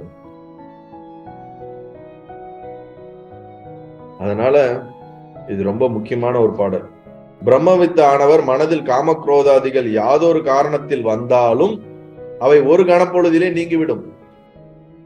சப்போஸ் ஒரு ஆசை வந்தாலும் அந்த ஆசை வந்த சனத்திலே நசிஞ்சிடும். கோபம் வந்தாலும் நசிஞ்சிடும், காமம் வந்தாலும் நசிஞ்சிடும், வராமையே இருக்கும். சப்போஸ் வந்தாலும் அது அதற்கு மேல் நிற்காது. அவைகளும் வாசனைகளும் மனதில் ஒரு பொருந்த பெறார். அவங்க மனசுல அது ஒரு வாசனையா ஃபார்ம் ஆகாது. இதுதான் ரொம்ப முக்கியம். நம்ம ஒரு செயலை செய்யும் போது நம்ம மனசுல அது வாசனையா மாறிடும், அவங்களுக்கு வாசனையா மாறாது அதே செயல் அவர்கள் செய்தாலும். ஏனென்றால் பற்றற்ற நிலையிலிருந்து செய்வதனால் அந்த செயல் நம்மை விட மிக தீர்க்கமாக ஆழமாக செய்வார்கள். ஆனால் அது வாசனையா மாறாது. நமக்கு கொஞ்சம் செஞ்சாலும் அது வாசனையா மாறும். ஏனென்றால் இந்த நான் என்ற உணர்வு நமக்குள்ள தீர்க்கமாக இருப்பதினால், அபிமானம் இருப்பதினால். அதுதான் வித்தியாசம். தாமரை இலையில் நீர் நின்றாலும் அதில் பற்றாது இருப்பது போல உலக விவகாரத்தோடு கூடியிருந்தாலும் அதில் பற்றின்றி வாழ்வார்கள். உலக விவகாரத்துல எந்த விதமான வேலைகள் செய்தாலும், செயலை செய்யாம இருந்தாலும் அதோட சேர்ந்து இருப்பது போல அஞ்ஞானிகளான நமக்கு தெரியுமே தவிர அவர்களை பொறுத்த வரைக்கும் எதிலையும் பற்றற்று இருப்பார்கள். மூடர்களைப் போல தம்மை பிறருக்கு காட்டிக் கொண்டு திரிவார். ஒரு பைத்தியக்காரனை போல தன்னை காட்டிக்குவாங்க. பல ஞானிகள் அந்த மாதிரி இருந்திருக்காங்க. ஏன்னா இந்த உலகத்துல இருக்கவங்க இம்சை தாங்காது. இவனுங்கள்ட்ட இருந்து விலகி இருக்கிறதுக்கே தன்னை ஒரு பைத்தியக்காரன் மாதிரி காட்டிக்குவாங்க, தன்னை வித்தியாசமா காட்டிக்குவாங்க. ஒரு சில பேர் ரொம்ப சாதாரணமா ஒன்னும் தெரியாத மாதிரி காட்டிட்டு அமைதியா வாழ்ந்து போயிடுறாங்க. ஒரு சில பேர் கம்ப்ளீட்டா தன்னை வேற ஒரு மனிதர்கள் தொடர்பு கொள்ள முடியாத அளவுக்கு ஒரு தனியான வித்தியாசமான ஒரு பர்சனாலிட்டியா தன்னை காட்டிக்கிட்டு அப்படியே உட்காந்துட்டு இந்த உலகத்தோட ஒத்து இல்லாம அப்படியே இருந்துட்டு போயிடுறாங்க. அதையும் இங்க சொல்றார். மூடரை போல தம்மை பிறருக்கு காட்டிக் கொண்டு திருவர். தமக்குள்ள பிரம்ம ஞானத்தினை பிறருக்கு காட்டாது விடினும் விடுவர். தனக்கு ஞானம் தெரிஞ்சிருக்குன்னு காட்டாம கூட விட்டுட்டு போயிடுவாங்க. இவ்வாறு மனதில் தடையற்ற ஆனந்தத்தை உடைய ஜீவன் முக்தர் பல திறந்தராய் இருப்பர். இந்த மாதிரி பல ஜீவன் முக்தர்கள் நம்ம வாழ்ந்த காலத்துல இன்னமும் இப்ப வாழ்ந்துகிட்டு இருக்கிறார்கள். ஆனா அடையாளம் தெரியாது. உண்மையிலுமே வாழ்க்கையில ஒரு ஞானியை சந்திக்கணும்னா, இல்ல ஒரு ஜீவன் முக்தர்களோட வாழணும், அவங்கள சந்திக்கணும்னா நமக்கு ஒரு குடுப்பனையோ ஒரு காட் கிரேஸும் இல்லாட்டினா வாய்ப்பே கிடையாது. பெரிய பெரிய மடத்துல பெரிய பெரிய ஆசிரமங்கள பெரிய பெரிய ஆச்சாரியர்கள் இருக்கிறார்கள். ஆனால் அவர்கள் சரியான ஜீவன் முக்தர்களை ஐடென்டிஃபை பண்றதில்லை. ஐடென்டிஃபை பண்ணாங்கன்னா அவங்ககிட்ட கண்டிப்பா உள்வாங்கிக்குவாங்க. வாழ்க்கையை 20-30 வருஷம் டெடிகேட் பண்ணவங்களுக்கே வழிகாட்ட முடியாம அவங்களே தடுமாறி கொண்டு இன்னும் வாழ்ந்து கொண்டு இருப்பவர்கள் நிறைய பேர் இருக்காங்க. காரணம் என்ன? அவங்களுக்கு அந்த கிரேஸ் இன்னும் கிடைக்கல. பல பேருக்கு அந்த மாதிரி இல்லாம வாழ்க்கையில நமக்கு அந்த வாய்ப்புகள் நிறைய கிடைக்கும். அது சொல்லவே முடியாது, எப்படி அமைதினே சொல்ல முடியாது. இது இப்படித்தான், இப்படி இருக்கவங்களுக்கு இப்படிதான் வருங்கிறதே சொல்ல முடியாது. அதெல்லாம் நம்ம பூர்வ ஜென்ம புண்ணியம் தான் சொல்லிக்கணும். நம்ம பிராரப்தத்தினால் நமக்கு இது நடக்குது, ஈஸ்வரனுடைய கருணையினால் நடக்குது. அதனாலதான் நம்ம சொல்றது டெய்லி பிரார்த்தனை பண்ணுங்க. டெய்லி இறைவன்கிட்ட, அந்த இறைவன் நீங்க கிருஷ்ணரா, இறைவனா, ராமரா, யார வேணாலும் வச்சுக்கோங்க, உருவமற்றவராகவும் வச்சுக்கோங்க. ஏதோ ஒரு சக்தி நமக்குள்ள பேத உணர்வு இருக்குன்னா வெளியே, நமக்குள்ள ஜீவன்ற உணர்வு இருக்குன்னா வெளியில படைச்சவனு ஒருத்தன் இருக்கிறான்னு வச்சுக்கணும். நம்மளுடைய ரிஃப்ளெக்ஷன் தான் அதுவும். கண்ணாடி போல ஏதோ ஒரு சக்தி இருக்குது. அந்த சக்தி கிட்ட நம்ம கேட்க வேண்டியது என்னன்னா, என்னோட அறிவை தெளிவாக்கு, என்னுடைய அஞ்ஞானத்தை போக்கு. இந்த பிரார்த்தனையை நம்ம டெய்லியும் வைக்கணும். டெய்லியும் ஒரு 10 நிமிஷமாச்சும் பிரார்த்தனை பண்ணணும். எனக்குள்ள ஒரு தெளிவை கொண்டு வா, எனக்குள்ள புத்தியை கொண்டு வா, எனக்குள்ள ஞானத்தை புரிந்து கொள்வதற்கு என்னை தகுதிப்படுத்து. இதை விட பெரிய பிரார்த்தனை எதுவுமே கிடையாது. மத்த எல்லா பிரார்த்தனையும் வேஸ்ட் பிரார்த்தனை. என் பையனுக்கு சரியாகணும், என் பேத்திக்கு சரியாகணும், என் குடும்பத்துக்கு சரியாகணும், இதுல ஒண்ணும் உனக்கு ஆக போறதே கிடையாது. ஆனா என்னை தெளிவாக்கு, என்னை ஆத்ம ஞானத்துக்கு தகுதிப்படுத்து. நான் இன்னமும் என்னுடைய ஞானத்தை உணராததுக்கு காரணம் என்னுள் இருக்கும் அறியாமையை தவிர வேற எதுவும் காரணம் கிடையாது. எனக்குள் இருக்கும் என் மனத்தடை தான் என்னுடைய சொரூபத்தை அறியாமல் தடுக்கிறது. அப்போது எனக்குள்ள இருக்கக்கூடிய இந்த மனத்தடையை போக்குவதற்கு, என் அறியாமையை நீக்குவதற்கு உண்டான சக்தியையும் புத்தியையும் எனக்குள்ள நீ கொடுத்தாதான் நானு தான் அதை கடந்து வர முடியும். அவர் டுஷ்னு ஒரு ஆசீர்வாதம் பண்ணாருன்னா அப்படியே காணாம போயிடாது.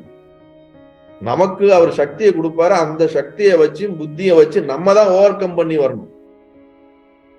அப்ப நமக்கு என்ன தேவைப்படுதுன்னா, இந்த இடத்துல சக்தியும் புத்தியும் தான் தேவைப்படுது. கரெக்டா விசாரம் பண்றதுக்கான புத்தி வேணும். கரெக்டா தியானம் பண்றதுக்கான சக்தி, உடம்பு ஹெல்த் வேணும்.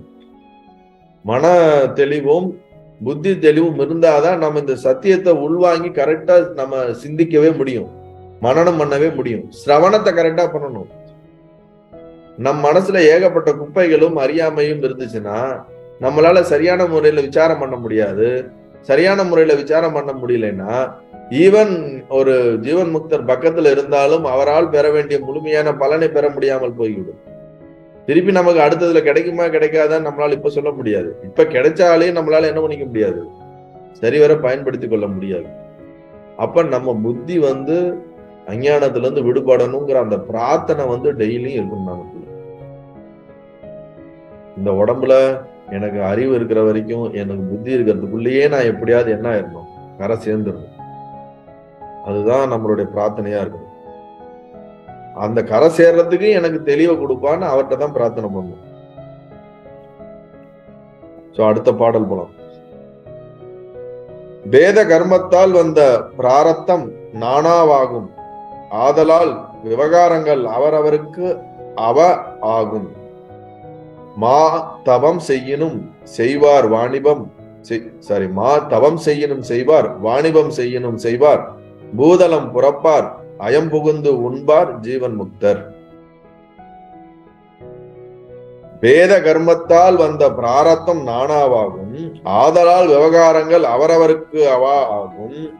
மா தவம் செய்யினும் செய்வார் வாணிபம் செய்யினும் செய்வார், பூதலம் புறப்பார் அயம் புகுந்து உண்பார் ஜீவன் முக்தர். வேத கர்மம்னா என்ன அர்த்தம்னா, நம்மளுடைய சஞ்சித கர்மத்தினால் உருவாகக்கூடிய பிராரத்த கர்மம். இந்த கர்மத்தினால நம்மளுடைய உடல், அவர்களுக்கு ஆண் உடலோ பெண் உடலோ சரீரம் எப்படிப்பட்ட சரீரம் வருதோ அது நம்மளுடைய பிராரத்த கர்மம். பிராரத்த கர்மத்துக்கு ஏற்ற மாதிரி ஒரு இடத்துல பிறந்திருப்போம், தாய் தந்தையர் இருப்பாங்க, தன்னுடைய வளர்ச்சி இருக்கும், படிப்பு இருக்கும், அல்லது ஒரு அறிவுகள் இருக்கும். ஞானிகள் எல்லாருக்கும் ஒரே மாதிரி இருக்குதா? இந்த உலகத்துல உற்பத்தியான வந்திருக்கக்கூடிய எல்லா அவதார புருஷர்களும் ஒரே மாதிரியா இருக்காங்க? இல்ல இல்ல.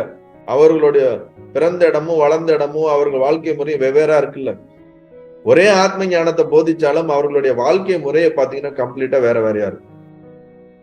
காரணம் என்னன்னா, அவர்களுடைய பிராரத்த வாசனைகள், அந்த சரீரம் எடுத்து அந்த மனம் புத்தியான இயங்குவதற்கான அந்த முறைகள் கர்மத்தினால் வருது. அந்த கர்மம் அவர்கள் செய்யக்கூடிய விவகாரங்கள் வேற வேறையா இருக்கும் அப்படிங்கிறாங்க. அருணகிரிநாதர் மாதிரி ஆதிசங்கரர் கிடையாது, அந்த மாதிரி ராமகிருஷ்ணர் கிடையாது, விவேகானந்தர் வேற மாதிரி இருக்காரு, ரமண மகரிஷி வேற மாதிரி இருக்காரு. பல ஞானிகள் வெவ்வேறமான வாழ்க்கை முறையை கொண்டிருக்கிறார்கள் அல்லவா. தாயுமானவர் வேற மாதிரி இருக்காரு, சதாசிவ பிரம்மேந்தர் வேற மாதிரி இருக்காரு, எவ்வளவோ ஞானிகள். அப்ப அவர்களுடைய பிராரத்த கர்மத்துக்கு ஏத்த மாதிரி அவங்களுடைய விவகாரங்கள் இருக்கும். அப்படிப்பட்ட விவகாரங்கள் எந்த மாதிரி இருக்குன்னு சொல்றாரு. மாத்தவம் செய்யணும் செய்வார், மிகப்பெரிய தபஸ்வியா இருக்கலாம், எப்பொழுதும் சமாதி நிலையில இருக்கக்கூடியவர்களா இருக்கலாம், எப்போதும் தியானம் பண்ணிக்கிட்டே இருக்கிறவங்களா இருக்கலாம், எப்பொழுதும் உலக விவகாரங்களை தலையிடாம எங்கேயாவது தனிமையில உட்கார்ந்து அவர்கள் பாட்டுக்கு என்ன பண்ணிக்கிட்டே இருக்கலாம், தன்னுடைய சொரூப நிலையிலே இருந்து கொண்டே இருக்கலாம், எப்போதும் பூஜை பண்ணிக்கிட்டே இருக்கலாம், எப்பொழுதும் தியானம் பண்ணிக்கிட்டே இருக்கலாம், உலக விவகாரங்கள்ல தலையிடாமல் அவர்கள் தனியே கூட வாழ்ந்து கொண்டே இருக்கலாம். அடுத்து என்ன சொல்றாரு? வாணிபம் செய்யணும் செய்வர். பிசினஸ் கூட பண்ணலாம். வாணிபம்னா என்னது? அவங்க வந்து வியாபாரங்கள் செய்யக்கூடிய செயல்களும் செய்து கொண்டே இருக்கலாம். இதை நம்மளால ஏத்துக்க முடியுதா?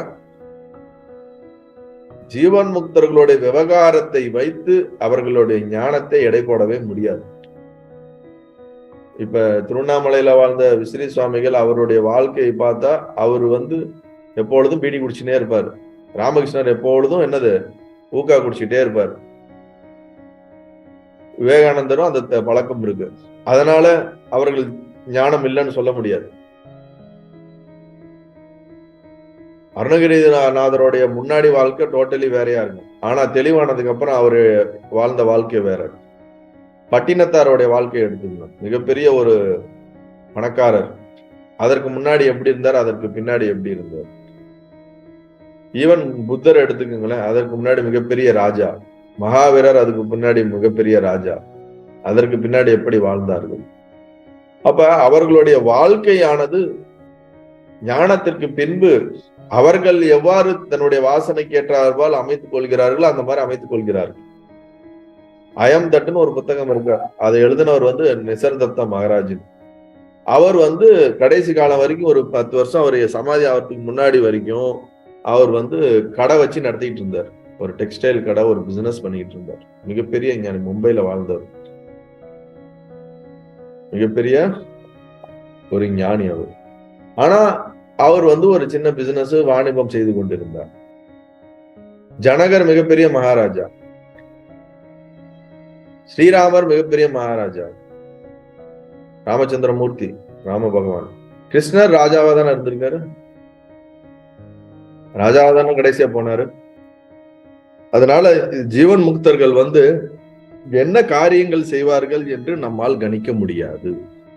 இப்படித்தான் அவர்கள் இருப்பார்கள், இப்படித்தான் இருக்க வேண்டும் என்று நம்மால் யூகிக்கவும் முடியாது. பைத்தியம் போல அமர்ந்து கொண்டு இருப்பார்கள். பித்து பிடித்தவர்கள் போல இருப்பார்கள். தான் என்ன செய்கிறோம் என்று தெரியாமல் இருப்பார்கள். அல்லது ராஜாவாக இருப்பார். பூதலம் புறப்பார் அப்படின்னா என்னன்னா பூமியை ஆழ்வார்கள் என்று அர்த்தம். ஜனகர் மகாராஜா மிகப்பெரிய ஒரு ராஜாவா இருந்தார். அவர்கள் வந்து சன்னியாசியாகத்தான் இருக்க வேண்டும் என்ற காரணமும் கிடையாது. அப்படித்தான் இருப்பார்கள் என்று சொல்ல முடியாது. ஜனகர் ஒரு கிரகஸ்தர். சுகபிரம்ம ரிஷி வந்து வியாசருடைய மகன். பாகவதம் எழுதின சுகபிரம்ம ரிஷி வந்து அவங்க அப்பாவான வியாசர் சொல்றாரு, நீ கல்யாணம் பண்ணிக்கணும். இவர் பிறப்பிலே ஒரு மிகப்பெரிய பிரம்மஞானி சுகர். அது எப்படி நான் ஏன் பண்ணிக்கணும், இதுக்கு மேல எனக்கு என்ன தேவை இருக்கு அப்படின்னு சொல்லும் போது, நீ வந்து ஜனகரை பத்தி உனக்கு தெரியாது.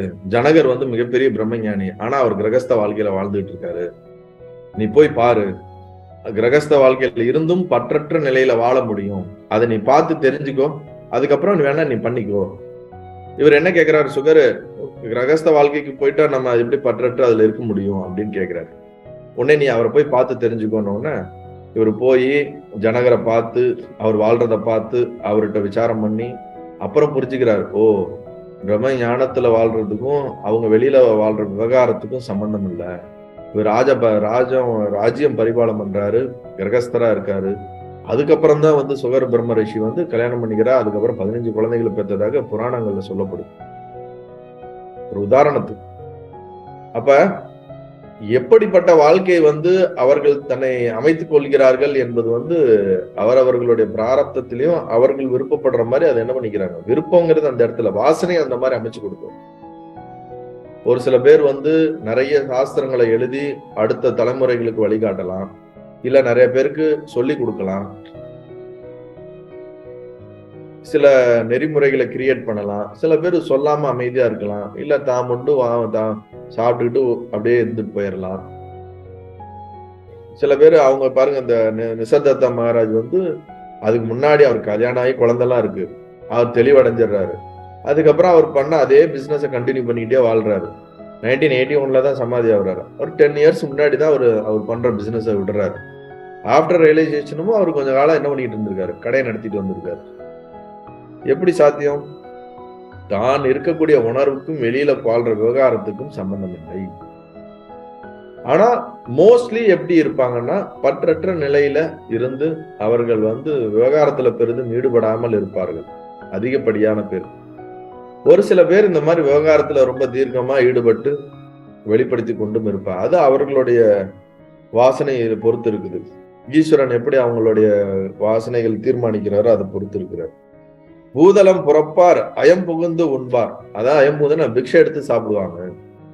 ஒரு வீடா போய் பிக்ஷை வாங்கிட்டு, சாதாரண ஒரு சன்னியாசி போல, இல்ல சன்னியாசியா கூட இல்லாம பிக்ஷை வாங்கி சாப்பிட்டுக்கிட்டு, பட்டினத்தார் அப்படித்தானே போயிட்டு இருந்தாரு. எல்லா இடத்துக்கும் பிக்ஷை வாங்கி சாப்பிட்டுட்டு ஒவ்வொரு இடமா போயிட்டு இருந்தாரு. அருணகிரிநாதர் அப்படிதான் போயிட்டு இருந்தாரு. நிறைய பேர் அப்படிதான் இருந்தாங்க. சோ நீங்க ஒரு லிஸ்டே நீங்க எடுக்கலாம். ராமகிருஷ்ண பரமஹம்சர் இருந்தாரு. அவர் எப்படி இருந்தாரு? இலங்கை சுவாமின்னு காசியில வாழ்ந்த மிகப்பெரிய ஒரு மகான். இந்த மாதிரி ஒரு பல நம்மளுடைய ஞான குருமார்களுடைய லிஸ்டை எடுத்தோம்னாலே அவர்கள் வாழ்ந்த வாழ்க்கையை நம்ம ஸ்டடி பண்ணணும். அவங்க சொன்ன பிரம்ம ஞானத்தை ஸ்டடி பண்ணணும். அவங்க அதுக்கு முன்னாடி எப்படி இருந்தாங்க, பின்னாடி எப்படி இருந்தாங்க, இதெல்லாம் பார்க்கும்போது என்ன தோணும்னா, புரிஞ்சுக்க வேண்டியது என்னன்னா, அவர்கள் வாழ்ற வாழ்க்கைக்கும் அந்த வாழ்க்கையை பொறுத்து அதை பார்த்து நம்ம அவர்கள் ஞானியா ஞானி இல்லையான்னு என்று தீர்மானம் செய்ய முடியாது. முதல் விஷயம் நமக்கு தெரியாது இவங்க ஞானியா ஞானி இல்லையா, நம்ம புத்தியால கண்டுபிடிக்க முடியாது. அதனால நமக்கு தெரியாதுன்னு விட்டுறணும். யார் ஆல்ரெடி ஜீவன் முக்தரா இருக்கிறாங்களோ அவங்களால அவங்க எப்படின்னு கண்டுபிடிச்சிட முடியும். இனம் இனத்தை அறியும் என்பது போல அவர்கள் என்ன பண்ணுவாங்க, இது இப்படிதான் அப்படின்ட்டு, இவங்க இப்படி இருக்கிறவங்க இவங்க இப்படி இல்லை அப்படிங்கறத அவங்களால கண்டுபிடிக்க முடியுமே தவிர, சாதாரண பிரெயினை வச்செல்லாம் ஒன்றும் என்ன பண்ண முடியாது, யாரையும் கண்டுபிடிக்க முடியாது.